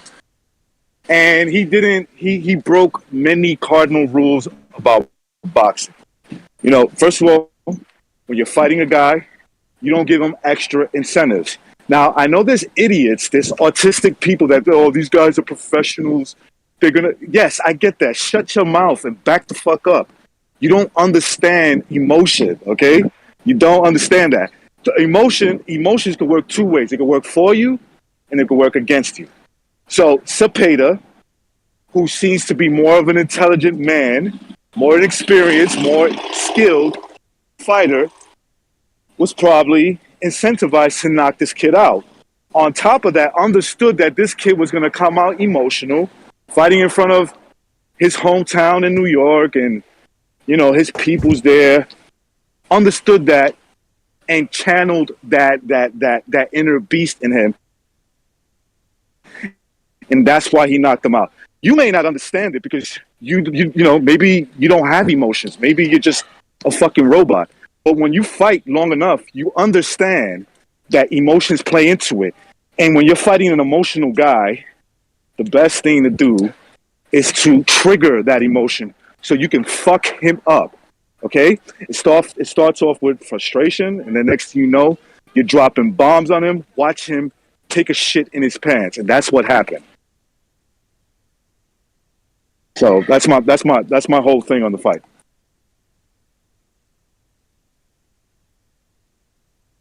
I didn't see his robe, but his trunks weren't Latin King colors. Kings are what? They're gold and black. Am I wrong? Gold, black, yellow and black, gold and black. Okay, Everything so he did have. Yeah, no, he did have yellow and black on. So yeah. Yeah, listen, I don't know whether he is or not. I mean, that's not, to me, I could care less, right? But right, he ran off the mouth, bro. He was too confident, disrespectful towards Sepeda, telling him, "Oh, you're in New York. What's going to happen to him? What are you saying? It's a boxing fight." So Zepeda's looking at him like, "Okay, what? Like, I'm here to fight you. I'm not here for some whatever the fuck you guys are into." You know, the way he it's just did it with the fight. flag, and the way he did with that flag, remember, bro? He stepped in kind of lost and smacked his arm down real like violently. Yeah, I thought he was disrespectful. And look, man, I'm telling you, he shit his pants. You know, he took a doodle on himself. He got fucked up in front of everybody. He got what he deserves. Fuck him. But hopefully that'll make him a better fighter. You know, get up and shut your fucking mouth and understand that you're not on that level yet. Before you start, you know, jumping around. Here's my boys. I'm gonna beat you. You fought this guy. I did better than him. You heard him, right? You heard all the stupid things that he was saying. He was playing the triangle theory. Come on, man. This guy was lost. He was trying to convince himself. You know That's what happened? He was trying to do. You know what happened with Sepeda too was that he looked good against Ramirez and Baranchik, but then he looked subpar against Henry Lundy. So Lundy, yeah. So that's when people probably said, he's not that good, blah, blah, blah. Well, you just saw that there are gaps in experience in there.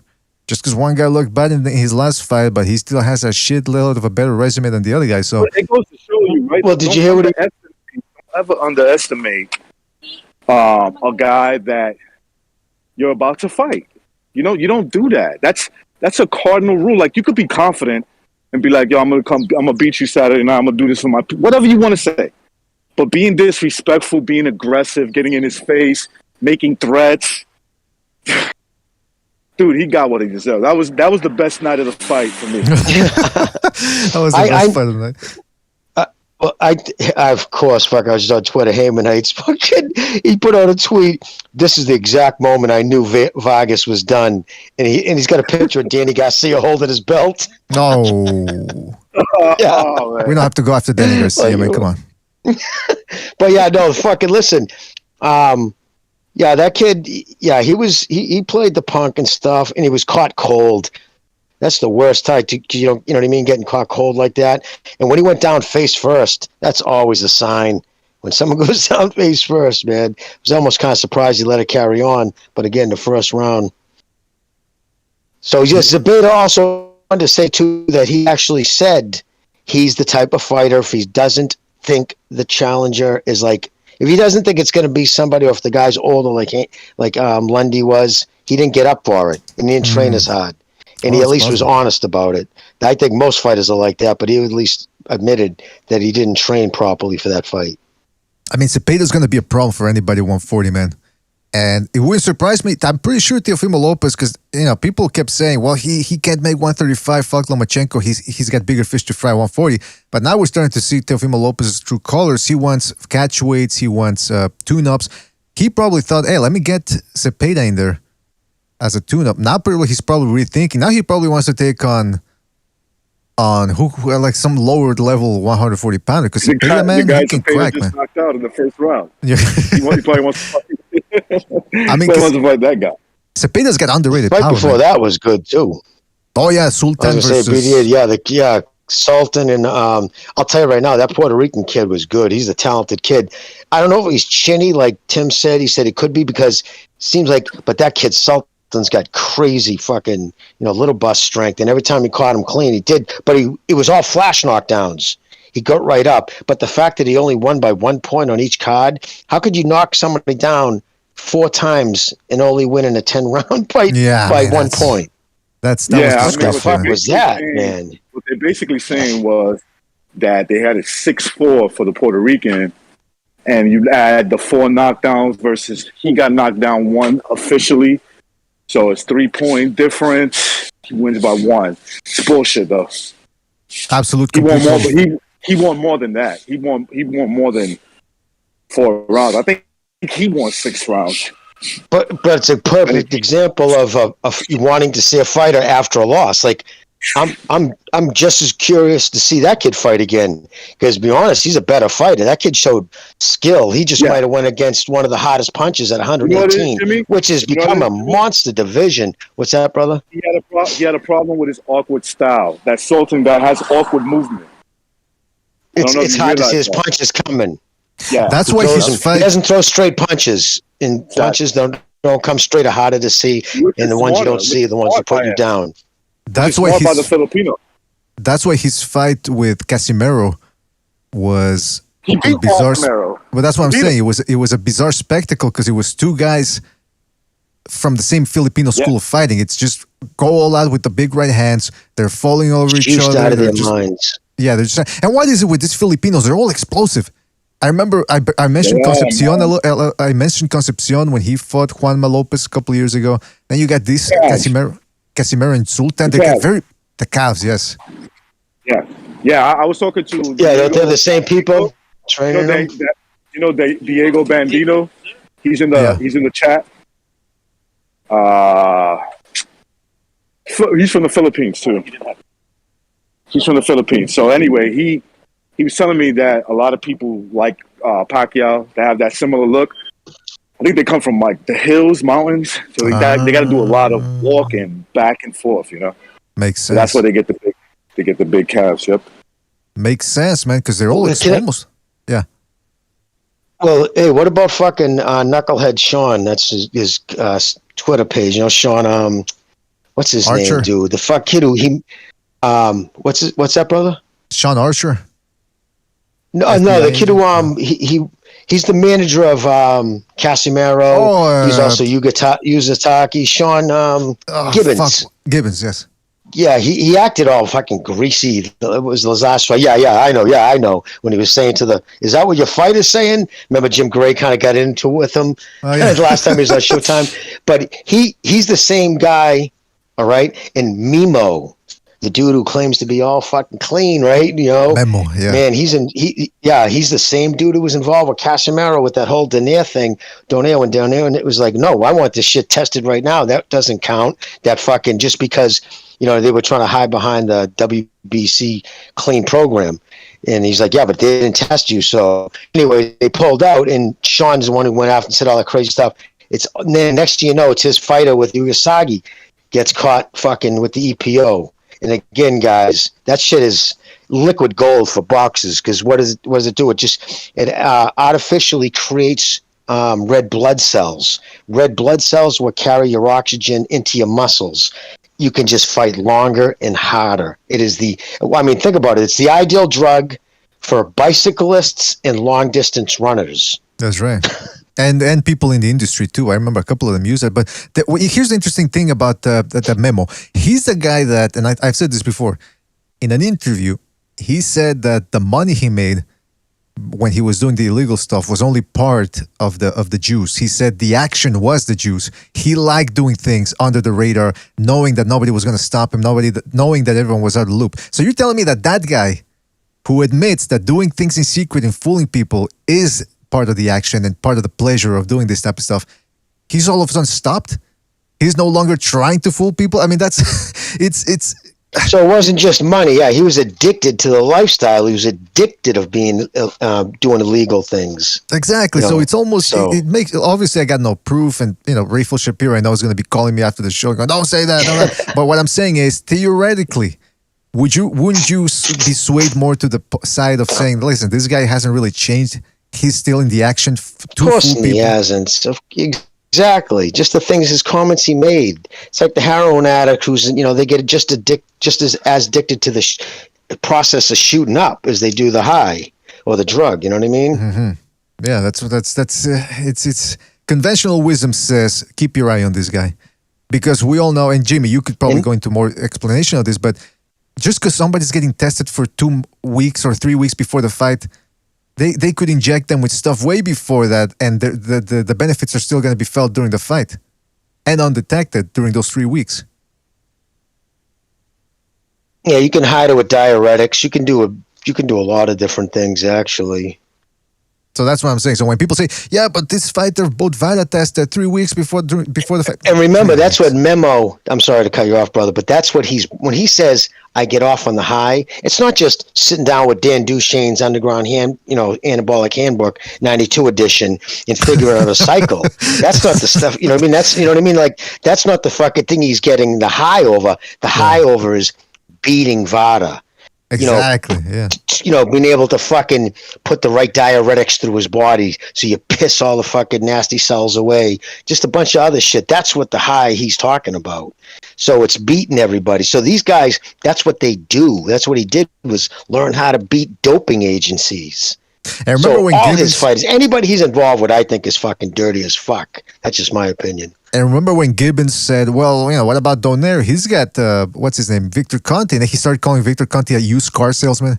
I mean, that was... Oh, yeah. Victor's been going at it fucking on Twitter. Actually, he's been in Hamanite's fucking timeline. I just saw that earlier, too. Yeah, he's been going after Sean and Memo, calling him fucking, they should be kicked out of boxing. This is like becoming too regular. And well, the thing, too, that is very highly suspect of Memo was when he changed his name.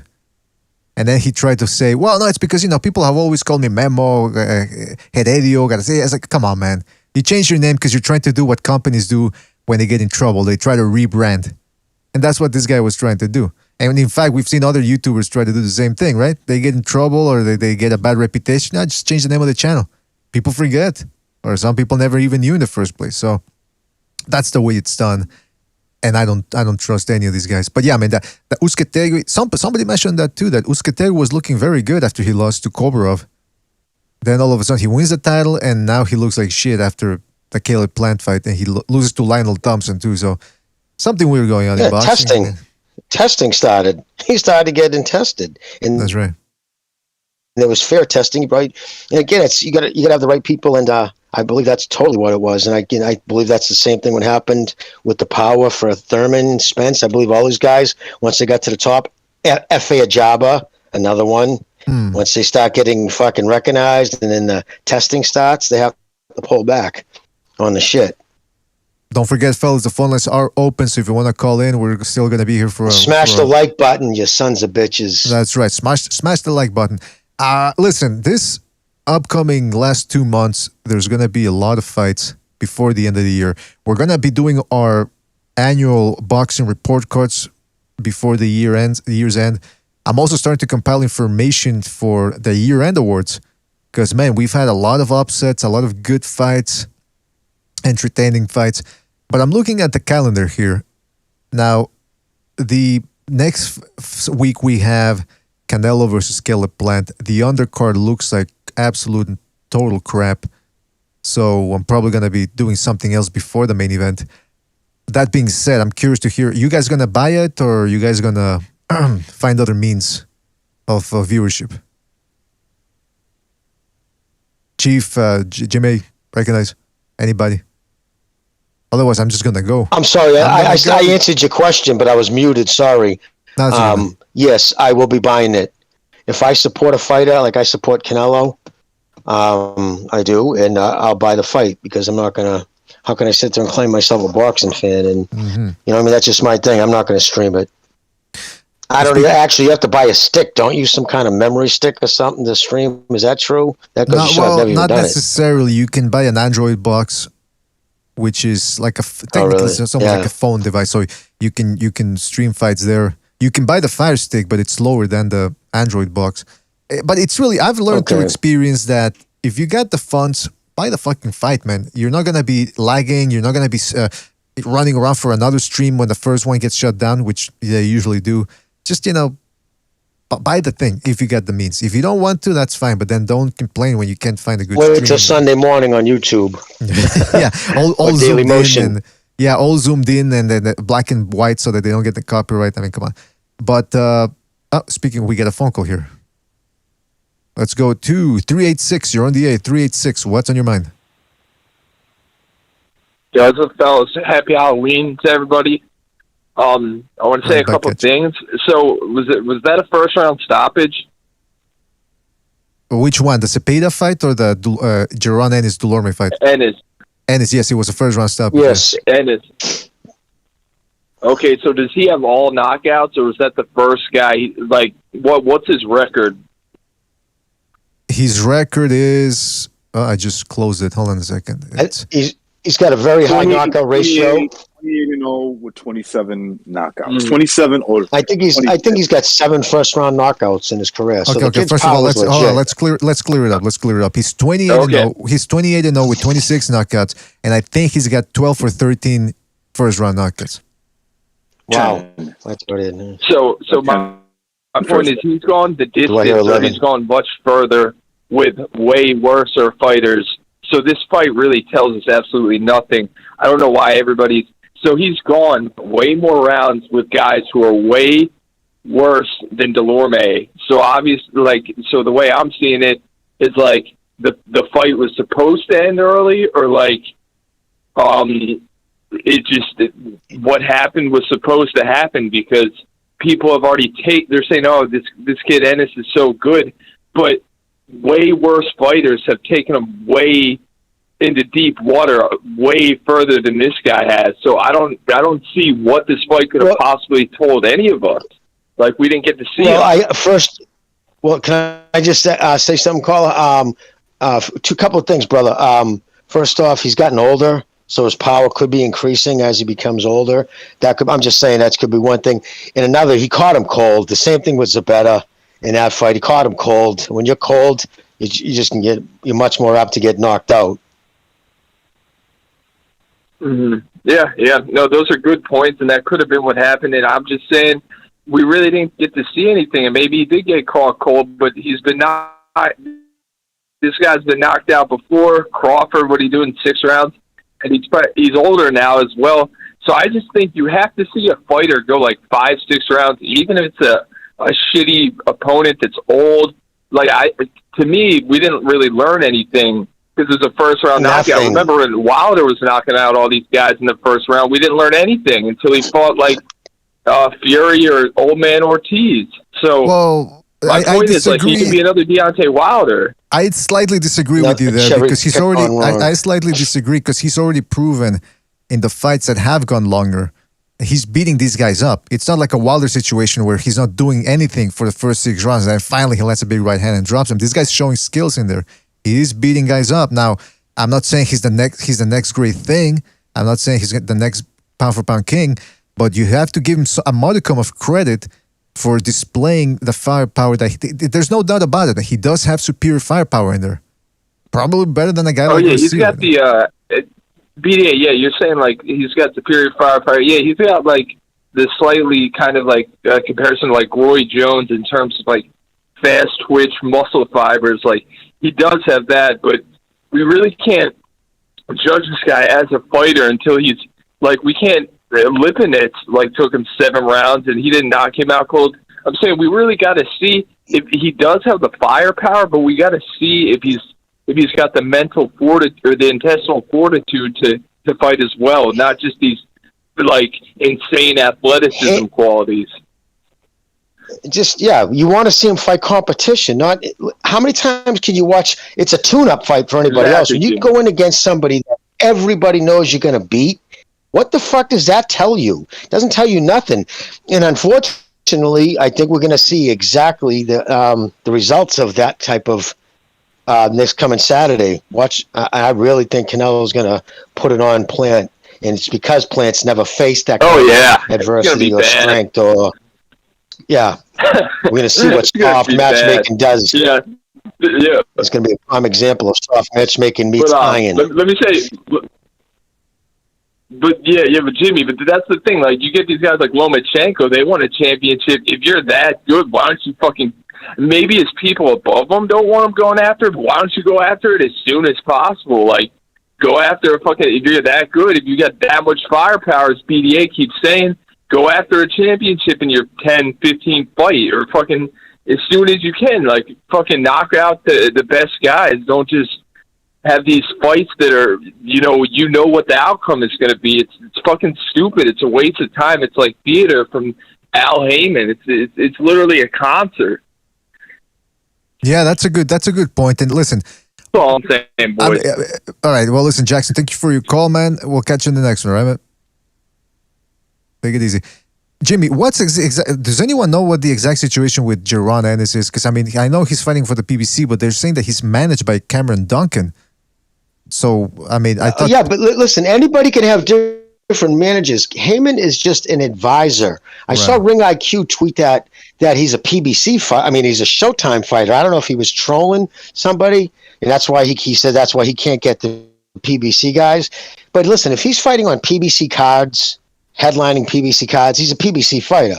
Make no mistake about it. He's fighting on Showtime. He's doing what Al Heyman's saying. You know what I mean? He could be managed by somebody the same way Progress was.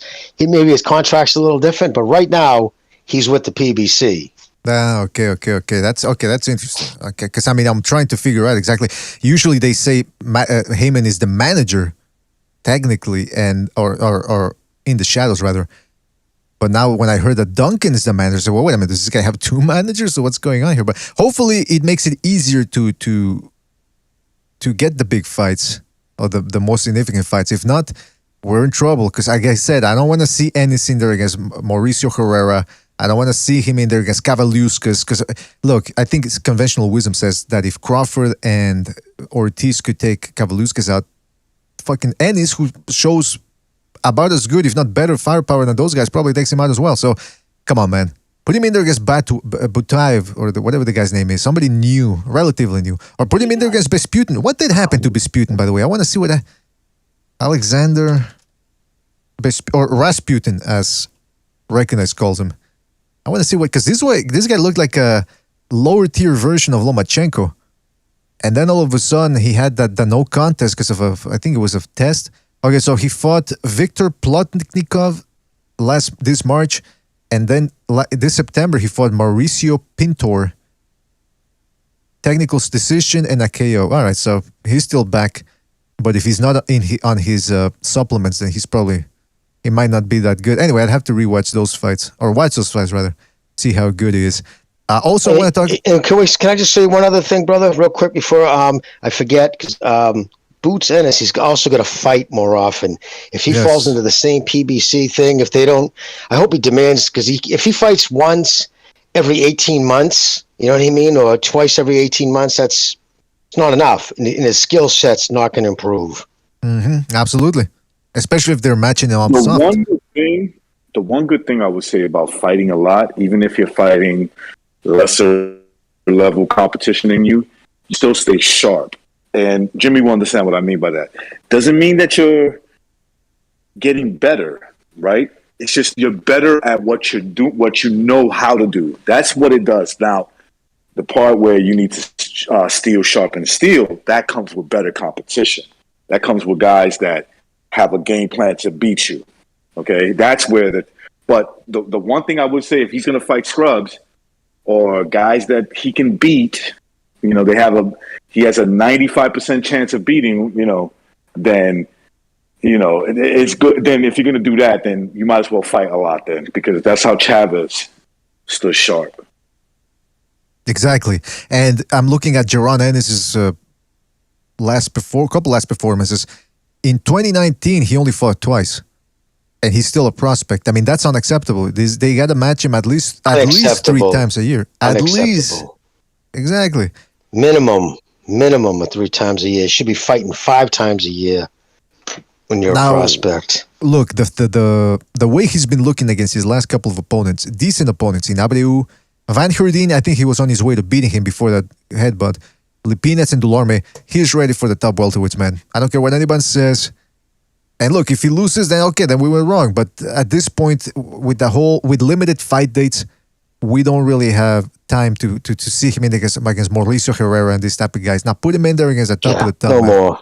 No more Luis Colasso. Oh, dude, listen, anybody tries to say he's not ready for the top echelon, either lying to themselves or they don't know what they're talking about. This kid already, before we even know, just on skill set alone, got Kenny reign. That's the question. And it'll all come down to, can he take a shot?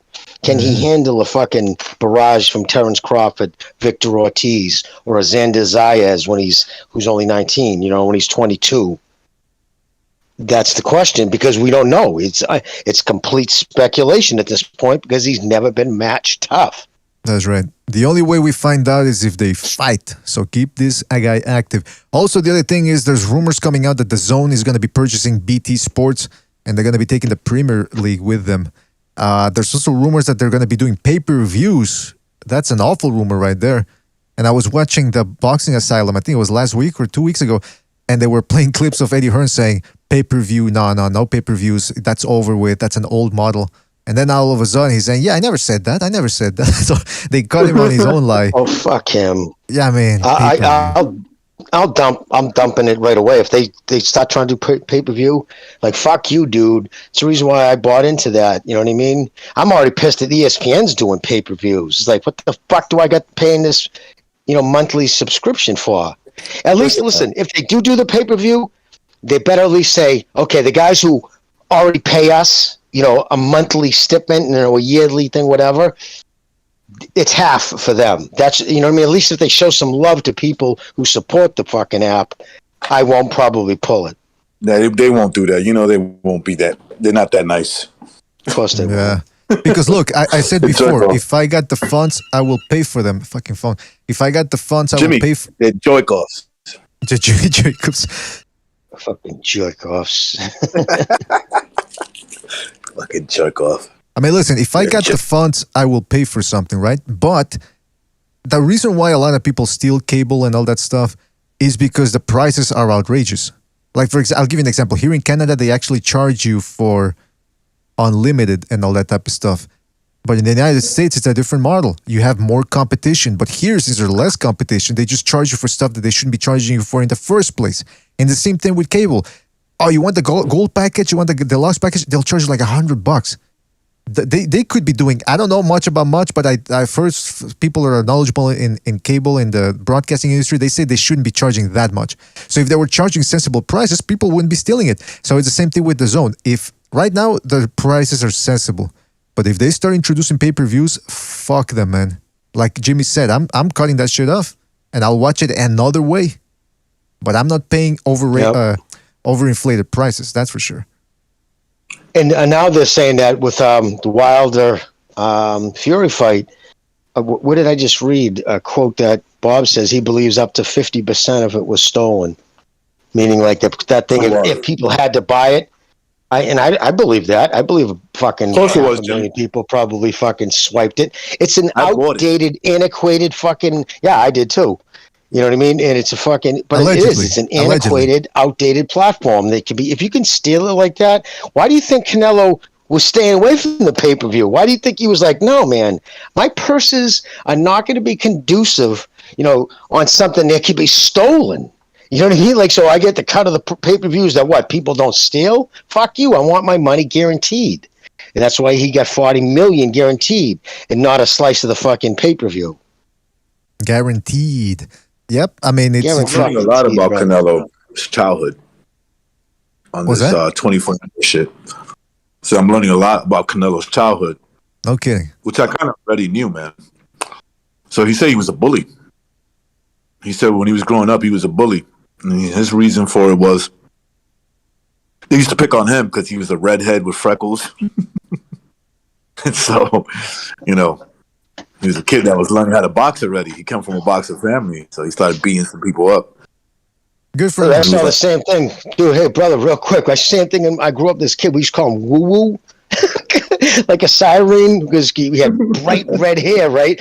Bright red. And he would, so he would drive on his bike, making siren sounds. Like, so we always thought he was a little slow too, but this kid had like that freakish strength, but he got picked on, right? Up until about 7th grade. Dude, I saw the kid again back in high school. He was like taking motherfuckers. Dude, he was just walking up and just pounding dudes out. He became a wicked fucking fighter. Crazy, By the way, man. Those redheads have no souls or something. I don't know. Ah, come on, man. No, but hey, listen. Speaking of Caleb Plant, Woo-Woo. I swear to God. Speaking of Caleb Plant versus Caleb Plant's going to be fighting Canelo this past coming Saturday. I was going to call him Woo. He's going to fight Canelo, and already we're going to talk a lot about it this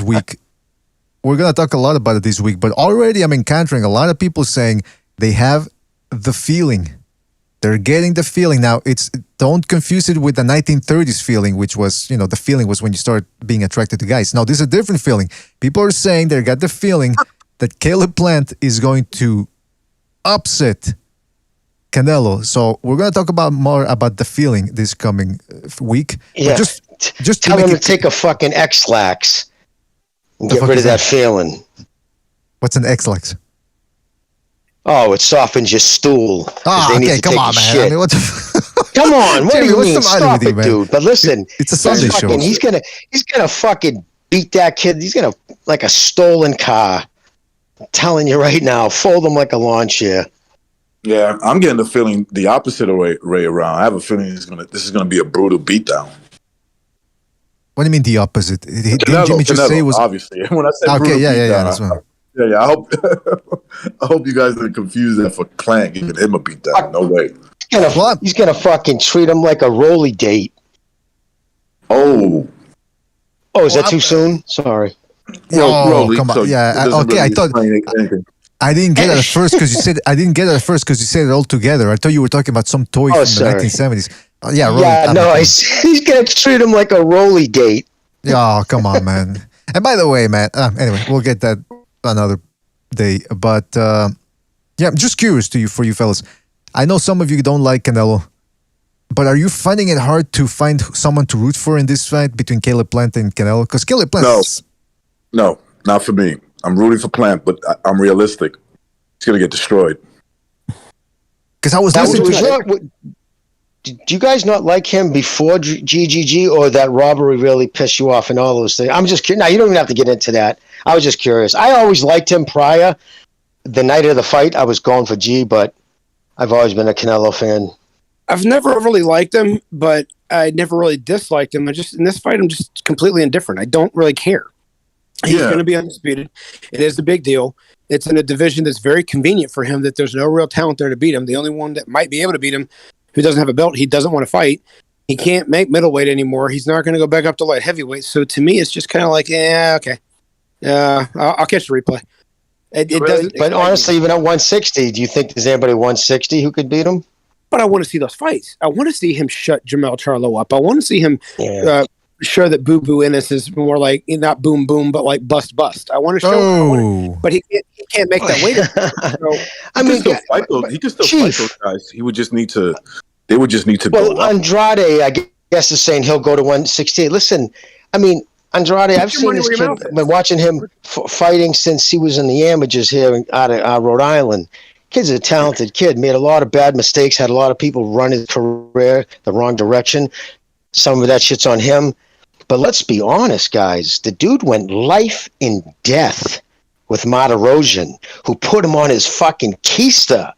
The same dude that GGG annihilated in under 2 rounds. But that's the dude that's gonna fucking, you know what I mean? It's just, and then, I mean, just look at that kid, the last fight. Yes, he won every round, but he couldn't stop him.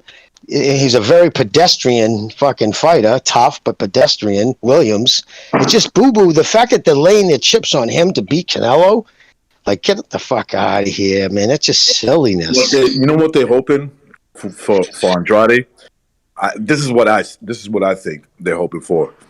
That he could get the Triple G fight and be competitive enough where he survives, where you can give him the fight. You get what I'm saying? So it's a close fight. Cry robbery.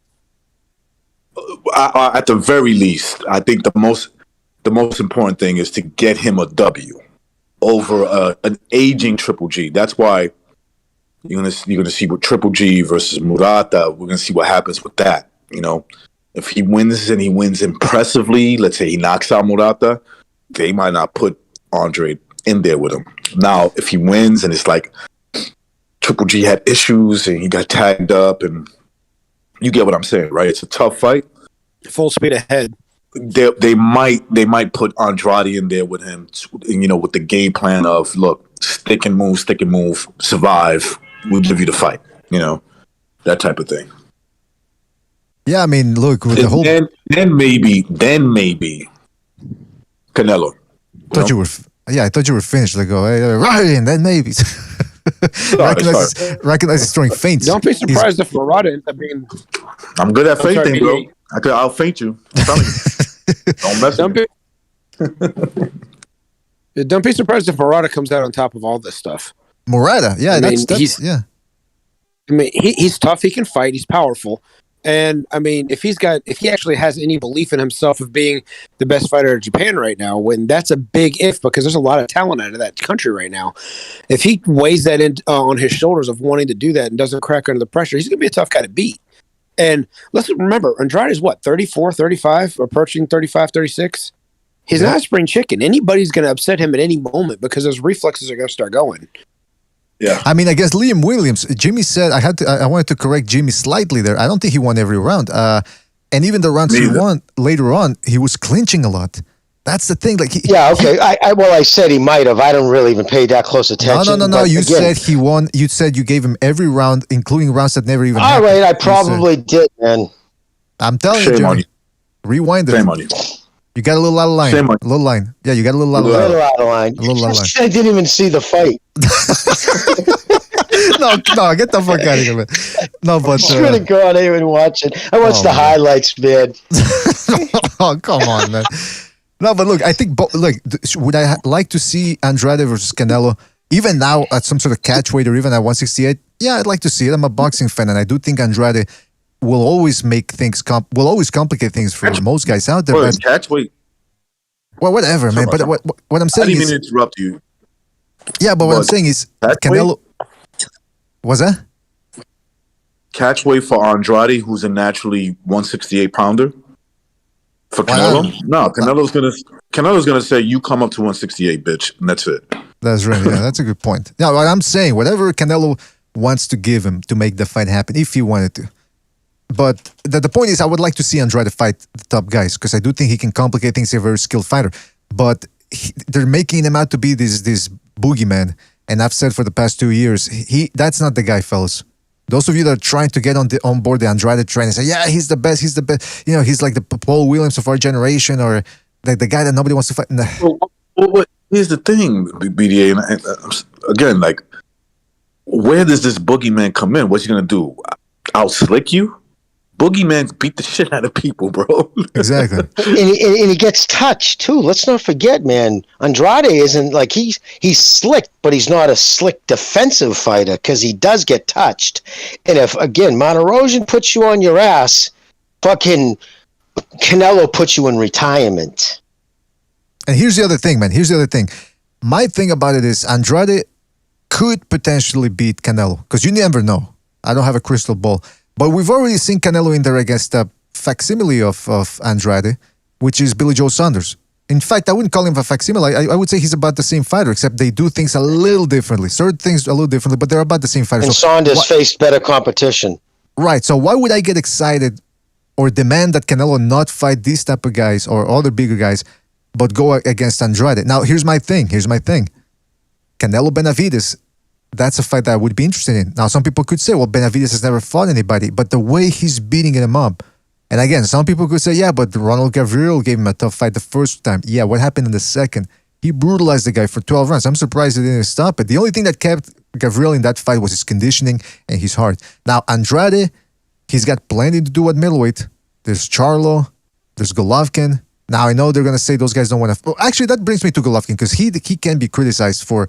And we've talked about it, how he's lost the hunger at 39 years old, which is understandable, but what's the end goal here for Golovkin? If he beats Murata, what do you guys think he wants to do? Does he still want Canelo third time? Or?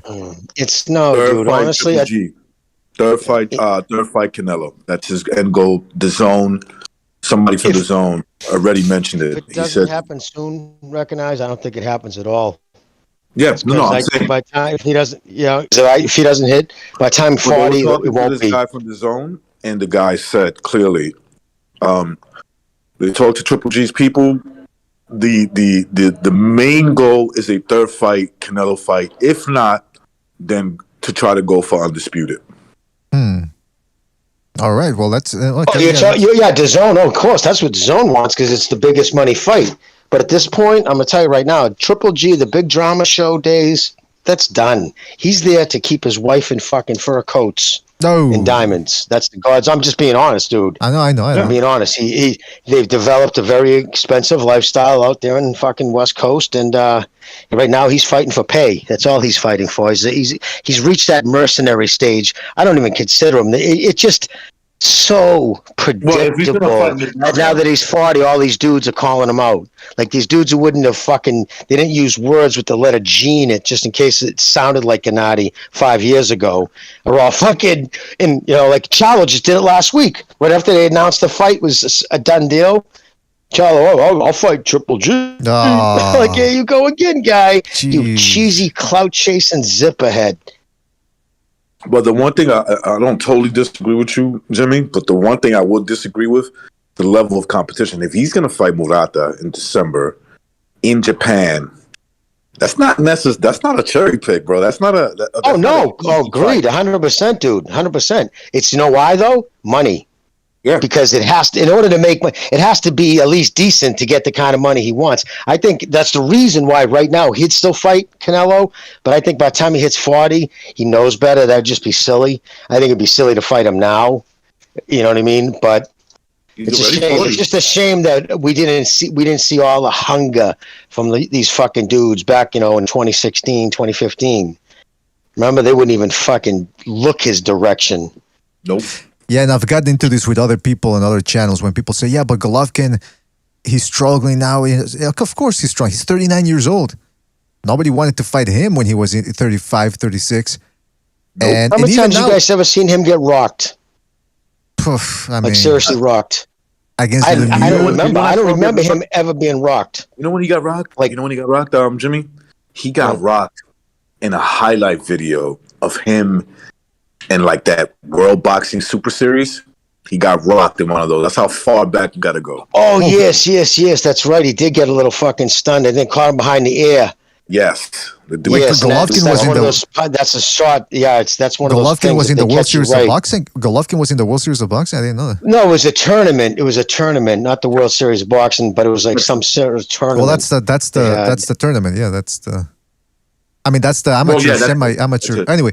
But by the way, I wanted to say that with Golovkin, because people say, yeah, but he's trolling Derevchenko. Guess what? He beat Derevchenko. He's 38 years old.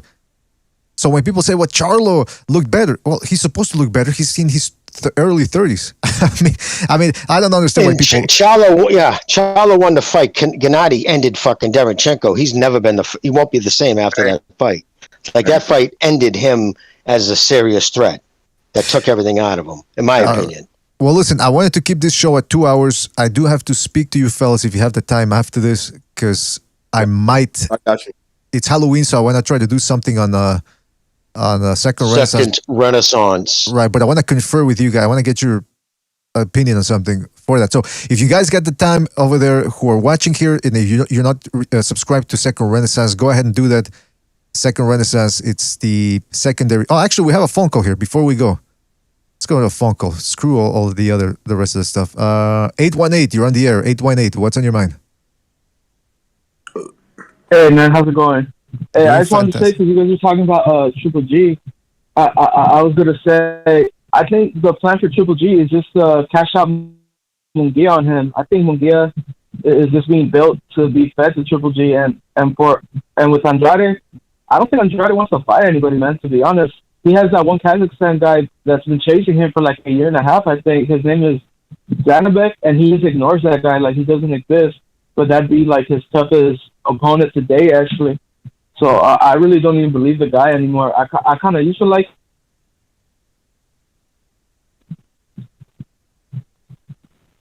Hello? Okay, You caller. guys there? Caller, you still there? Oh. Yeah, how's it going? Well, Oh, you okay. dropped out. You dropped out. So yeah, you're saying they're trying to feed Munguia to Triple G. So you're saying Munguia is a bit of a hype job for the zone and the Golden Boy? No, I'm saying that Golden Boy plans to cash out Munguia on Triple G, and I think Triple G, that would be like one of Triple G's last fights, if not his last fight, where he kind of just beats up Munguia and then just kind of rides out into the sunset. Yeah, that's possible, man, because Munguia hasn't impressed many people. I mean, he stops the guys that stand in front of him, but if you move against him like Hogan did, he can't really catch you. And if you stay real close to him like that Inoue guy did, then he just looks awful. He needs guys that stand in front. Let's be honest, dude. He's fought fucking nothing but a procession of Uber drivers for the most part. I mean, they're solid. You know what I mean? They matched him soft as shit. I mean, they're solid dudes. I mean, like Liam Smith and I mean, not Liam. Yeah, Liam Smith and but doesn't he have like 40 fights? It's like fucking crazy shit. Yeah, like but he's that. 20. What? 25 one top 10 fighter. What I'm saying is his opposition is not all that bad. Yeah, look, the opposition is not all that bad, is what I'm saying, but his performances sometimes are subpar. Like I said, it's interesting when he beat. When he, go ahead, caller. Yes. No, I was gonna ask if you guys heard what I said about Andrade, or did I cut out before that too? Yeah, I heard you say that Andrade doesn't really want to fight anybody. Yeah. Well, he doesn't want to fight that guy you were talking about, Carla, because there's no money in it.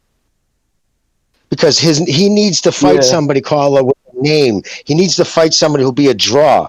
Because Andrade by himself, I don't care where you put it, he's not going to pull numbers. You'll be one of those 3,000 seat rooms. So there's no money. He knows there's no money in his own name. So he needs you know what I mean? Like whatever the term you want to use, a star fighter, you know, whose name carries weight. Mm-hmm. Yeah, but see, man, what's the point of fighting a guy like Jason Quigley? What does that get you? I think that guy was like ranked number 10 on his mandatory list. What's the point? I just feel like this guy's a waste of time, man. I don't even think he would fight Triple G right now, to be honest. I think he would still try to wait it out. Yeah, I mean, Triple G is still a guy that nobody really wants to face. Great jab, iron chin, and can crack like nobody's business. It's a nightmare-style matchup, and even at his age, you still have to put him through hell, and he will put you through hell if you want to beat him. So, I mean, it's a tough task, rough task going into this Golovkin. Anyway, caller, anything else? No, that's all, man. Thank you. Thank you, man. I gotta really be careful. Take it easy, man. All right, now we got recognized talking in the background. I'm sorry. I'm talking Like my Triple brother. G's that fighter. They say the old timers used to say, "You better pack a lunch." Yes. You know what I mean? Like you know you're in a fight. This, you know, it's not going to be an easy night at the office, no matter his age. I just from when it comes to overall chin, punching power, balance, just. You know, I rate that kid high, Triple G, because I put a lot of onus on who doesn't fight you, and all of them avoided him like the plague. No matter what they might say now in revisionist history, they all avoided him. That's right. That's the fact. And you had the WBA create a different fraction of a belt to protect Felix Sturm. You had Sergio Martinez promoters say, we're not interested in a middleweight tournament if Triple G's going to be in it. You had Canelo Alvarez give up his WBC. Before that, Cotto trying to act like he never heard of the name Gennady Golovkin. So Cotto paid him $800,000 to go away. He's paid a couple of times. Eubanks lost his pen. Remember? Oh, I'll take it. Give me the. And then, oops, I don't know what happened. Dude, it happened over and over and over. He was avoided like nobody's business. Like, I honestly, in my lifetime, I've never seen a middleweight avoided so much. In his prime, 2013 to 2016, there wasn't a middleweight on the planet that dude wouldn't have fucked up. I mean, the Triple G thing, it's well documented. I like how nowadays people say, yeah, but this guy called him out. This guy called him, yeah, what, calling him out? Anybody can call anybody out. It's just, I'm getting tired, really tired of people using that as proof that one guy wanted to fight the other guy. Get the fuck out of here. To see this guy used as Twitter fodder by that whole segment of boxing fans on Twitter who always have that certain fighter that they type, but they use Triple G, old ass, never fought anybody, worst resume, like this. You know what I mean? They don't credit him for who docked and all and like you said, taking out the trash and how we took it out. So all those things that true boxing fanatics appreciated, the casuals, the ideologues, and the fanboys shit on and fuck them. Sorry for my words. Yeah, I was gonna say that's a very rough language right there, man. Very, very salty language. I know it's Halloween and everything, but it's still. But hey, by the way, speaking of Munguia, I know, Iron. No, but you know what? We're talking about Munguia too. He's fighting Cable Rosado in 2 weeks. That's going to be iron sharpen iron. No, but man, it's going to be Rosado. I'm not sure he just won't go the fuck away. Hey, listen, he beat the bully in the last fight, knocked him out cold. I know. I love the dance he did after. I don't remember. I'd have to rewatch. He put his hands down by his side, kind of ran with his knees in the air. You ever see that movie Snake Eyes with Nicolas Cage? That goofy fight they had set up in that movie after he knocks a dude down. The guy goes running away with his knees fucking up in the air like a clown. He did that type of dance. I mean, dude, listen, fucking 5 years ago when he was on that, because he was in that movie, right? Wasn't he an extra or some shit in a couple of movies after for the Sylvester thing? And he had sunglasses on in every interview if it was in dark, and he was like, and the lady said, "Well, now you're going to be, in a movie. People might come up and say." He said, "Listen, I already understand what it's like to be a superstar." And he wasn't trolling this bitch; he was straight up, and he called himself a superstar. And kid just never did anything for me. Tough as nails, but I remember Sergio Martinez was in one of those Mexican boxing shows on ESPN, Spanish or whatever, and he goes, he was talking about how which fight was it? I think he was talking about the Paul Williams fight or the Martin Murray fight where he had some trouble, and he goes, but us superstars, we get up, we make it for the challenge. We get up for a challenge and we come out through adversity. And it's like, and Chavez was laughing afterwards, like, calling himself a superstar. What the fuck? Who calls themselves a superstar is what we're trying to get at here. It's a little outrageous. Cringy, yeah. Cringy to say the least, dude. It's like, really? Nice humility, guy. I mean, I know Recognize has called himself a superstar, but I'm not going to correct him. What the fuck am I going to do against him? But anybody else, I mean, yeah, you're pushing the line a little bit. All right, listen. You get it. Listen, we do have to go. Shout out to everybody out there. Thank you for joining us. Really appreciate it. Everybody that called, everybody that donated the super chat.